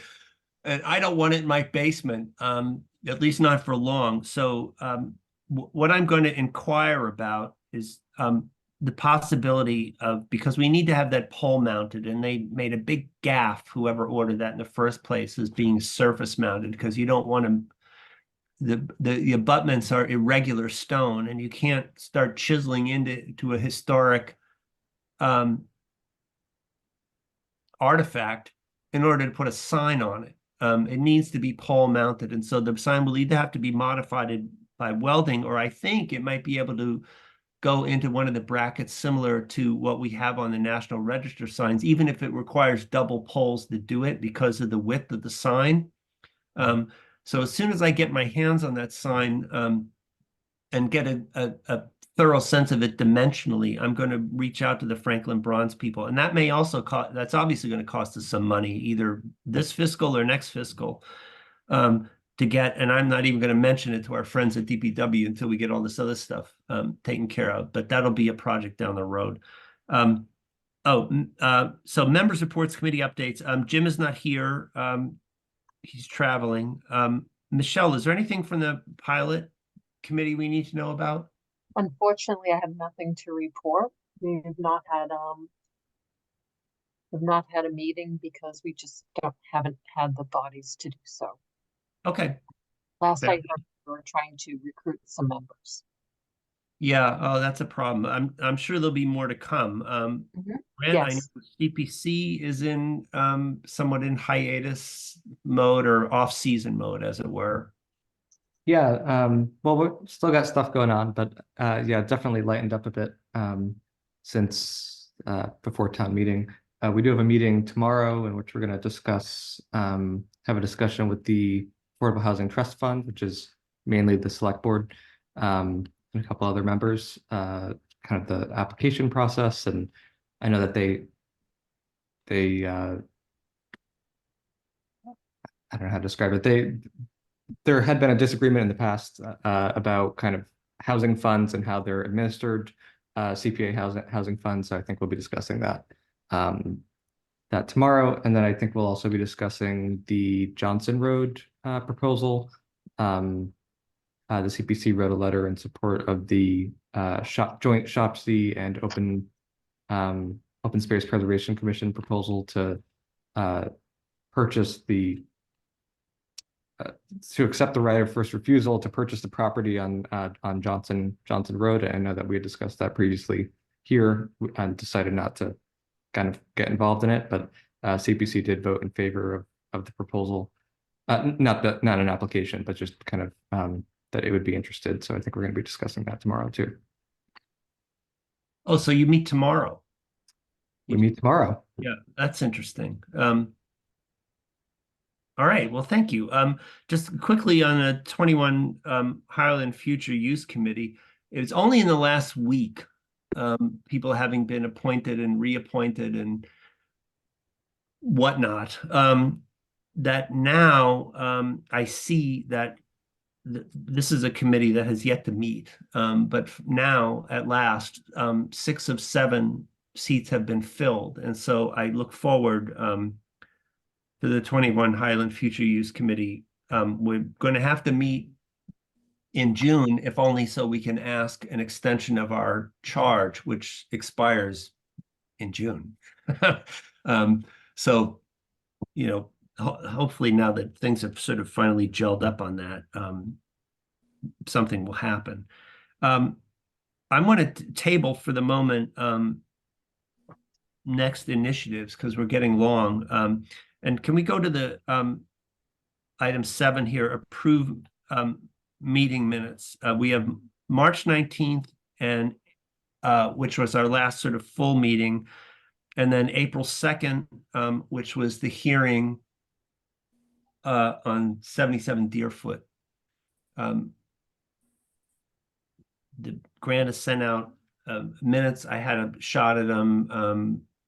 Grant's always so kind and patient, and then he sends out revised minutes and takes in people's input. And so now you have those, what we'd call those drafted part 2 minutes on both of these meetings. Anybody have Yes, changes? And the March ones were already posted as draft on the website, I believe, right? Right, yeah, so we Yeah. could keep square with the clerk's office. So yeah, the March 19th minutes, which were already up as draft minutes, and the April 2nd minutes have been through the mill. So does anyone have any changes on those? Either, well, let's do the first one, the March 19th. Any changes? Anybody? No? So then I'll make the motion to approve the meeting minutes of March 19th, 2024. Second, So motion made and seconded, roll call vote to approve the meeting minutes of March 19th, 2024. Miller is aye. Annie? yes. Grant? Yes. Michelle? Yes. Dan? Yes, Kelly? Yes, Okay, 6-0 to approve those. Now we've got April 2nd. Any changes on April 2nd minutes for our friend, long-suffering, hardworking Grant? Anybody? No? All right, I'm going to make that motion again. To approve the meeting minutes of April 2nd, 2024. Second. It's not immodest to second your own minutes, Grant. All right, motion made and seconded. Roll call vote. Miller's aye. Annie? Yes. Grant? Yes. Michelle? Yes. Dan? yes, Kelly? yes. 6-0 to approve the meeting minutes of April 2nd, 2024. Thank you. Doubling back for just 1 second, I think I would just say let's table a conversation on initiative, because that's a long extended thing, and we're hour and 48 minutes, and I will simply say that my two primary things going forward at this point are to try to get some traction on the update of the DDBL, which is long delayed for a lot of different reasons. Some of them practical, some of them strategic.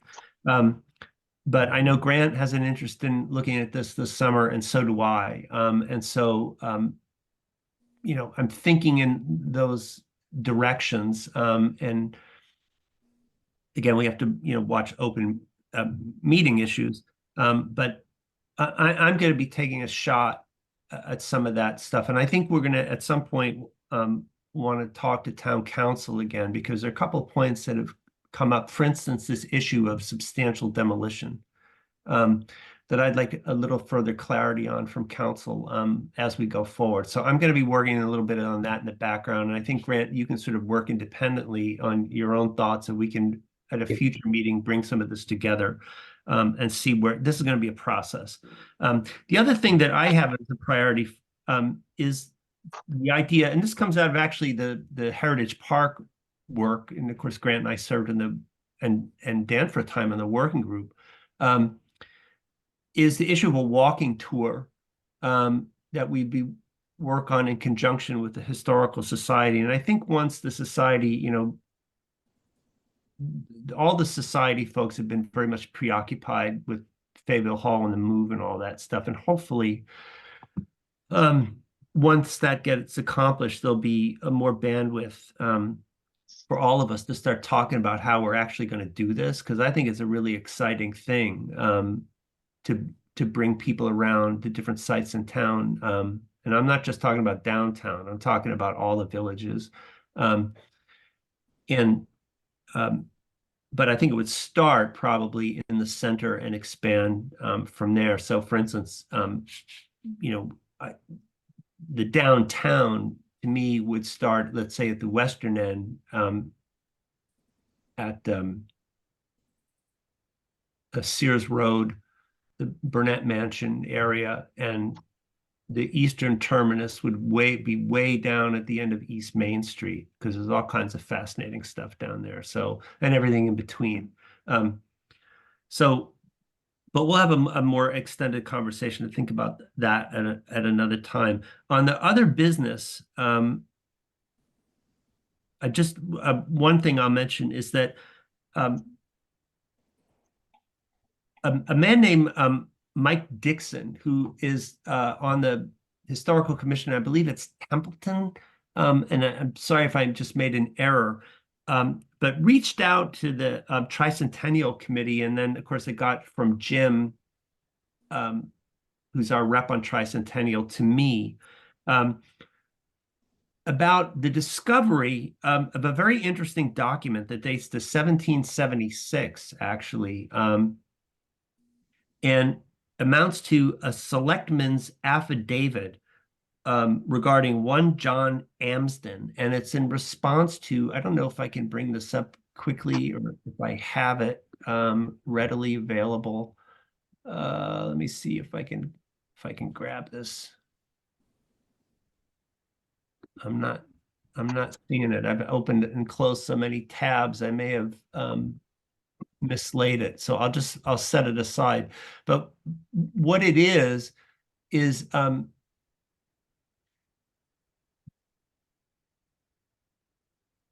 there was a legislation passed, and it comes out of Worcester, if I recall correctly, that basically required the select board to certify the good character and the loyalty for the new nation of anybody who was serving as an innkeeper or a tavern keeper in Worcester County.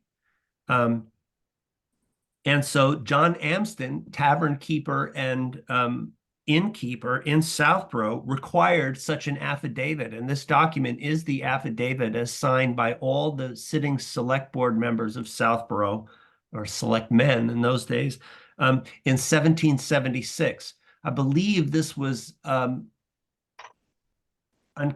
trying to remember, and I'm sorry, I don't have it in front of me now, the archive from which this document was recovered. It was a miscellaneous documents in a courthouse somewhere around here. I can't find where I wrote all this down. Anyway, the plan was to have Mr. Dixon, who wants to turn this document over to us tonight, but there was some issues with scheduling, and because Jim couldn't be here, I thought it would be really appropriate for him to be here when this was done. Mike Dixon and I have agreed to reschedule for our June meeting. So that's something very interesting coming up. Kevin, Yeah. on that, is that something that we would want to be in touch with Jim Hegarty about, since I know he's obviously going through the preservation of a lot of documents, and he's the one, or the town itself is storing them? Is that something that we'd want to? Yes, I will, because the handling of this is going to be really important, and obviously, this is real gold.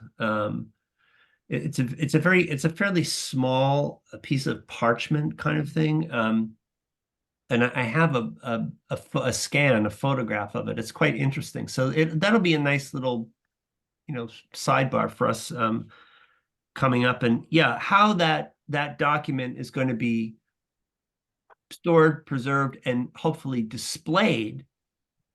I mean, I'd like to see it on display, possibly in the townhouse, which I think would be appropriate, given that it's a document pertaining to the selectmen, of 1776. But basically, we're sort of intermediaries here. But I look forward to hearing that story. Annie, do I look at my quick message have you already mocked up? Yeah, while we were talking a little bit earlier, I was multitasking.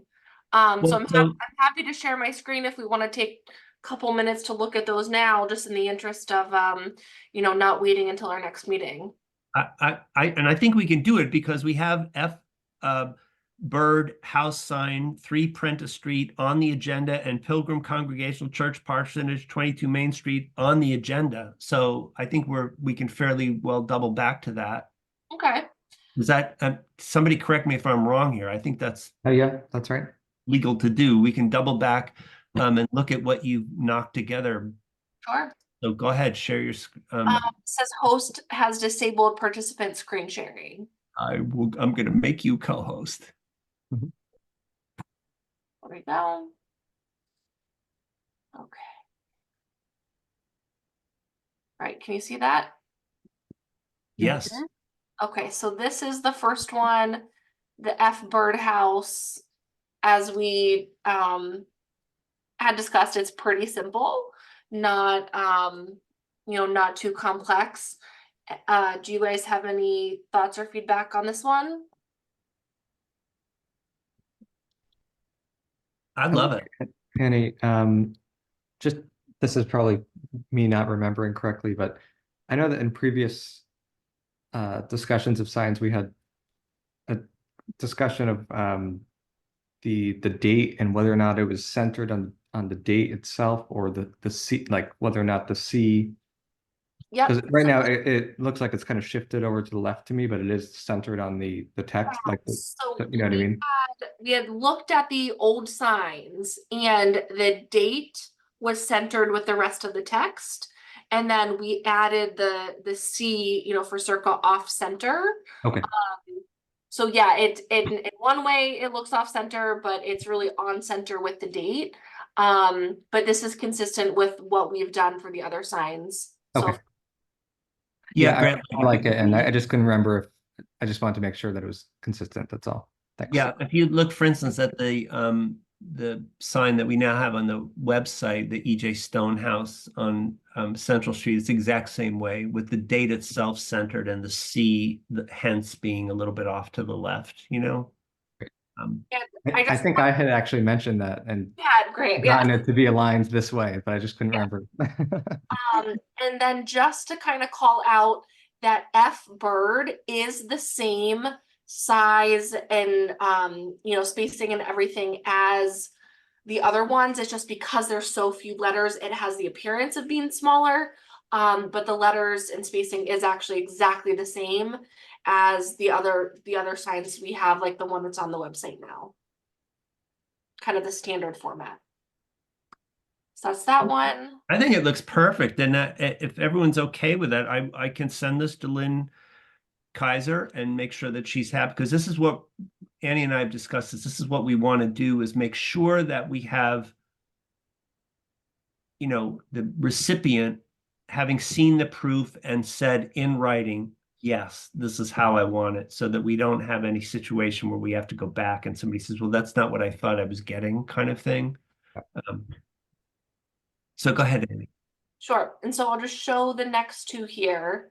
So this is the first draft of this one for 22 Main Street that has, both of the phrases on it, the Reverend Dr. Andrew Bigelow House, and underneath Pilgrim Congregational Church Personage. So that's everything. And before we talk about that too much, I want to show you the other one. This is just the Reverend Dr. Andrew Bigelow House. So, Kevin, you may recognize these two lines, Reverend Dr. Andrew Bigelow, that has kind of the same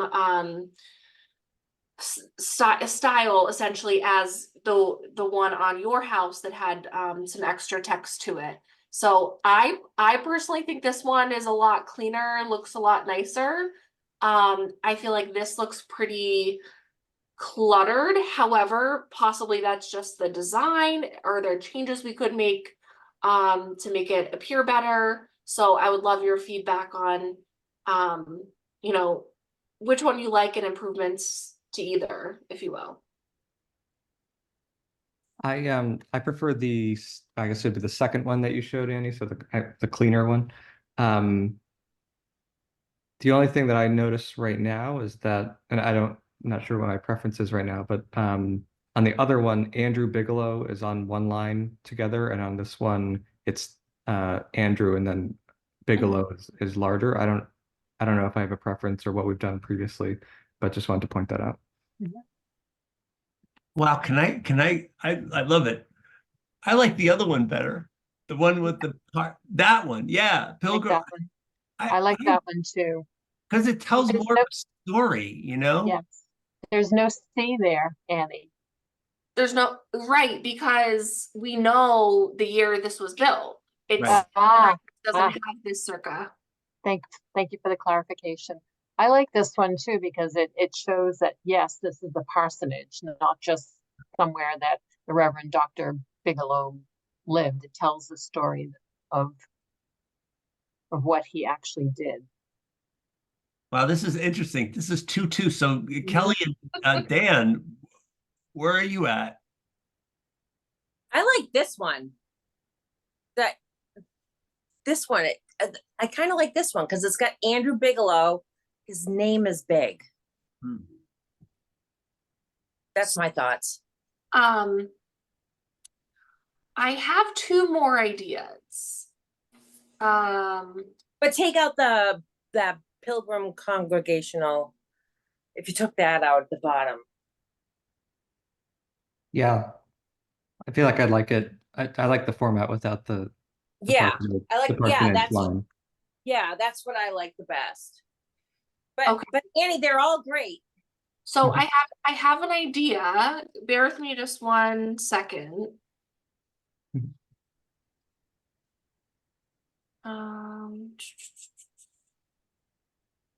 Sorry, you can keep talking. I'm just kind of working a little bit here in the background. Dan, what do you think?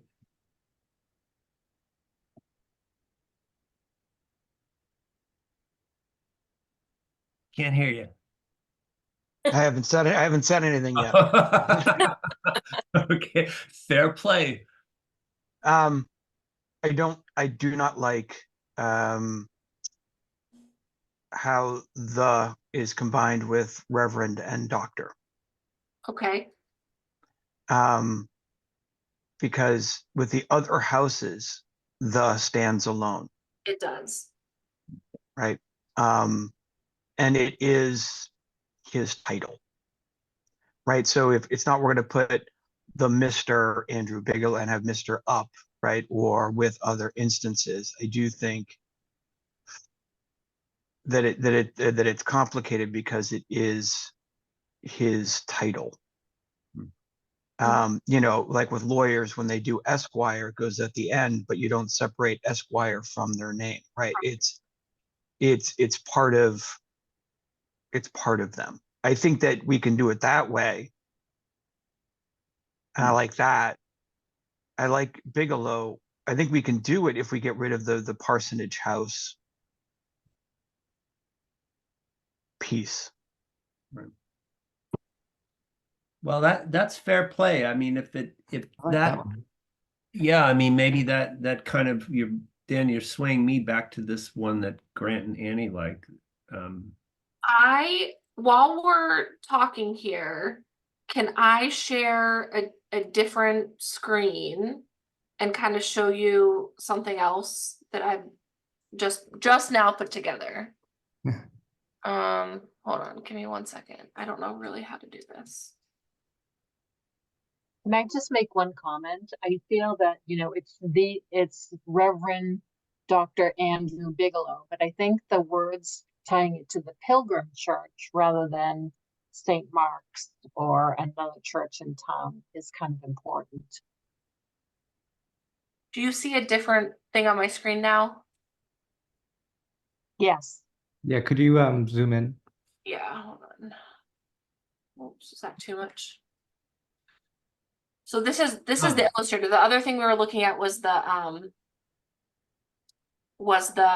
like the Adobe. So this is like an active document that I can change.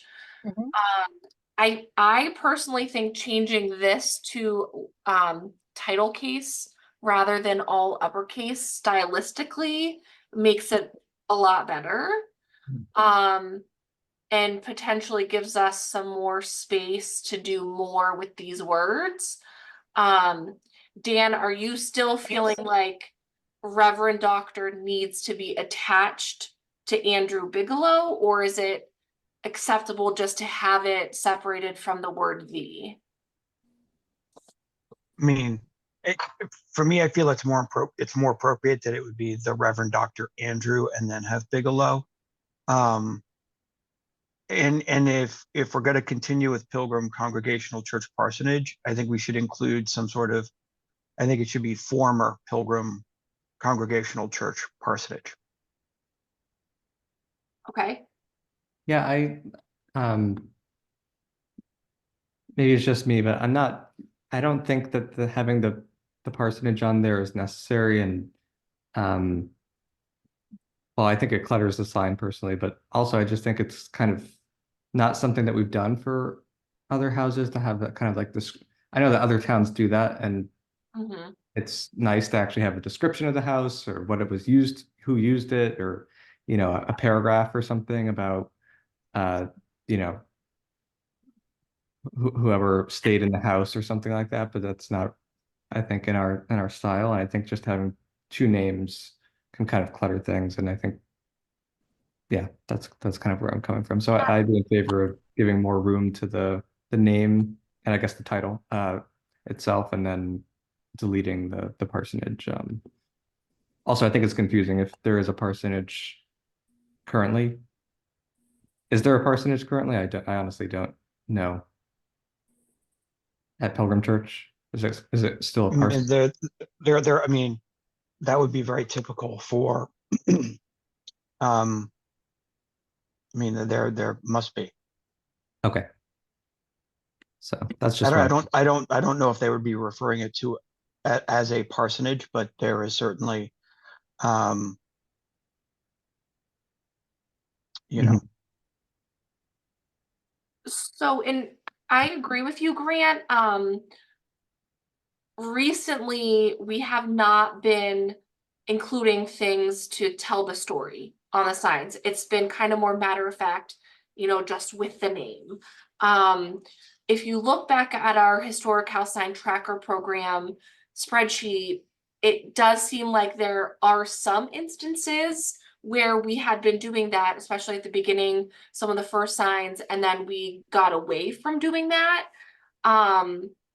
Maybe this is an extraordinary circumstance where we think it's important to have it, but I think in general, as of late, we have been trying to get away from, or not trying, but we have gotten away from having any, description or further, storytelling of what happened at the house or the history of it other than the historic name.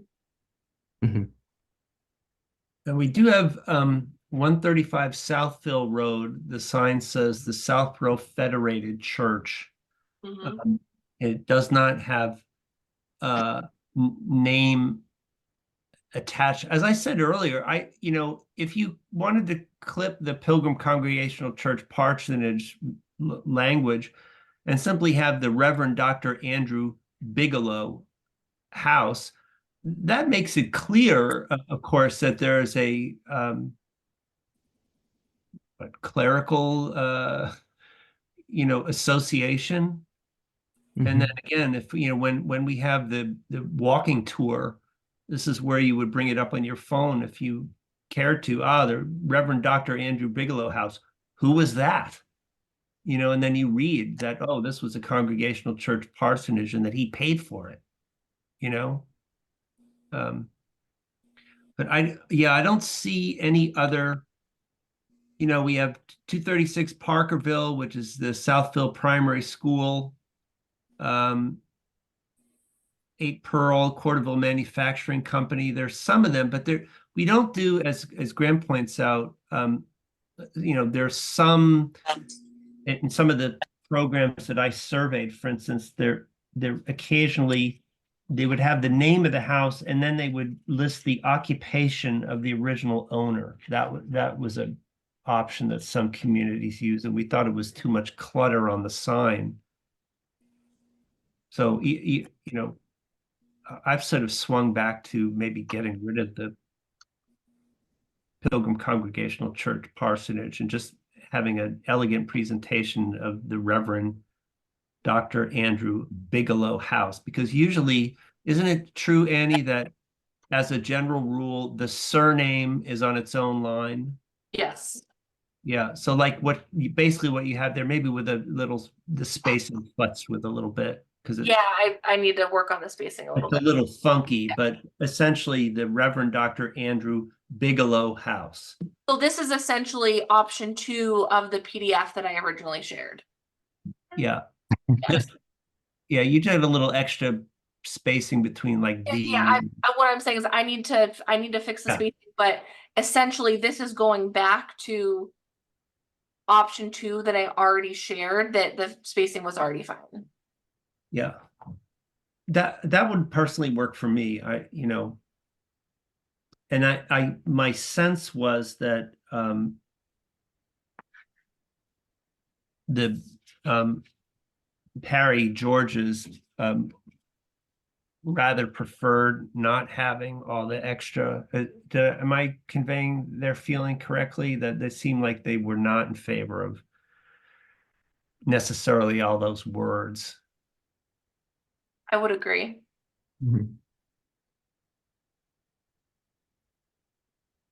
I just in the interest of time, I think I would suggest if everyone's okay with this, tidied up and Annie's a pro and will fix up the spacing between the and Reverend Dr. Andrew and such. I would be for approving that and sending it to the Joanna and Jack, it was, I think, Parry George, and see if they like that. Yeah, like this one. Yeah. Oops. Yeah, I think that's great. And you don't have the nice little holes, with the black, or you have them there, but it doesn't show like the black screws and. We can make it black. Yeah, well, no, I don't care, but it's like that to me, the black stainless steel screw heads really actually add a certain kind of attractiveness to it. Mm-hmm. Look at you go. Yeah, that's quite impressive. That would have taken me like 4 hours. Yeah. How is everybody on that? I think it looks great. I think it's good. I agree with it. Any objection? Well, let's in that case, do we need to vote this? We didn't vote the other one, did we? No. We voted to accept the application, not to vote on the design. Yeah. Yeah, do you want to vote this? I don't think we need to. We voted to approve the applications of both. And I think it can be Annie's executive authority as vice chair to send these designs off to and again, so that they approve it in writing and that, they're happy with what they're going to get. Mm-hmm. Great. And if listen, if they, this is the one that's the tricky one. The F Birdhouse is an easy one, but if the Parry Georges come back to us and say, we actually, on second thought, we'd like to have the congregational or parsonage rhetoric in there, we know we can do it. Right. I'm good with this. Any objection? No, okay, good. Annie, go ahead. Send it. We'll send it to them. You and I will coordinate. You can send it to me and I'll send them both Ms. Kaiser and Ms. Parry George those proofs. Thank you so much for doing that so fast. I'm quite impressed. I believe we are now at public comment. Oh, actually, Kevin, I just had one thing on other business, if that's all right. Sure. Well, actually, two things. One thing I forgot to mention in my members report is CPC has a public forum on June 6th. It's our annual public forum to solicit or to go through the CPA process and solicit ideas for potential applications. So just wanted to give you a heads up on that. If you or anyone else is interested, just thought I'd let you know. One thing I say that there's a fair chance of something coming forward is that I actually appeared in front of the select board on May 7th with regard, oh, Grant, you were there, with regard to the fence around the common and the repairs to that. And there had been an initial bid that was quite low. The two options were to, repair the fence as it is, which I support. And the other one was to put a kind of chain fence around it.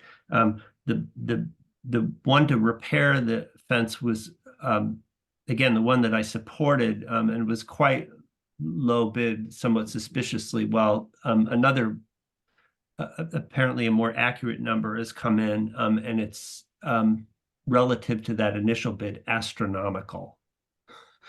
I won't get into the details, but so this is going to end up being, in all likelihood, a candidate for CPC funding. So yeah, I'm very much interested in the June 6th meeting. Great. And our application will open, we're kind of we're going through our process and kind of revising revising the application, that kind of thing. But I think it will be ready by around that time. That's when the application will open, and I think it will close. I can't remember exactly when we set it for, but sometime late August, perhaps. So that's the window. I'm not clear on this. Does CPC now intend to do a round for fall town meeting? No, sorry, that's for the annual process. So that would be for spring 2020. Spring 25. Yeah. Wow, that seems like far off, but I guess it's not really. All right. Any public comment? Going once, going twice? No. Well, oh, jeepers, don't let me forget. We really have got to schedule this next meeting, and we've got to do it now because, like I said, we are going to be up against it in June. Michelle, go ahead. Yes, quick question. I just want to confirm the date that I'm going to try to book the community house. And that is for, what do we say, June 27th? Yeah, I think we were talking about the 26th or the 27th. Okay, I just want to make sure that I have those dates right. So I will, we said the 27th. Yep. Okay. Great. Or obviously, or the 26th. Then if we were trying to schedule a June meeting, this is really tricky now because we'd like to have it to give as much time to get if we get historic house sign applications in, we want to leave as much time as possible. But then already last week of June gets a little bit tricky if we're doing some event on the 26th or the 27th. I'm quite willing to meet on the 25th. How does that look for people? I don't know if the select board has that night or not, but 25th works, or if we want to do the week early, the week ahead of that, that would work as well. I was just trying to push it, to see if we Yeah. could get as many applications in as possible, but that works for me.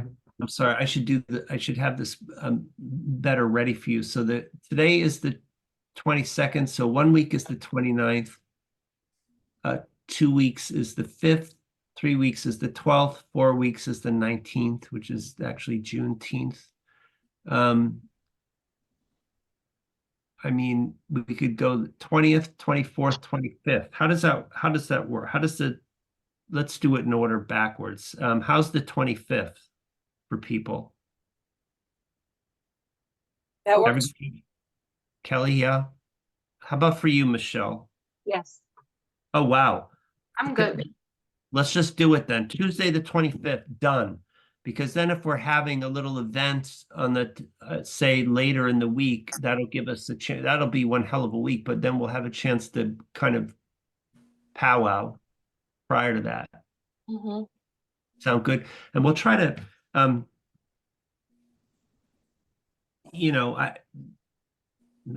got to be somehow, if we have a big deluge of sign requests, I'm going to have to be more efficient about the presentation of them, and maybe less on the information so we can get through it quicker, but we'll see. All right, great. We're on for June 25th, and I thank you all so much. Is there a motion to adjourn? So Motion moved. adjourned. You know, everybody tonight has been so sort of quiet and polite and subdued, and no one, I'll let somebody else make the motion. Anyway, who made the damn motion? I think it was Annie.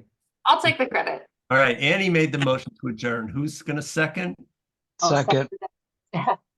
That's Dan. Sold. Motion by Annie, second by Dan. All right, happy people. Roll call vote to adjourn. Miller is aye. Annie, Yes. Grant, Yes. Michelle, Yes. Dan, Yes. and Kelly. Yes. 6-0 to get out of here. What a surprise. All right. Thanks, everybody. Get on Thank your, you. whatever you're doing, get on it. We'll see you later. I- All right. Bye, everybody. Night. Okay.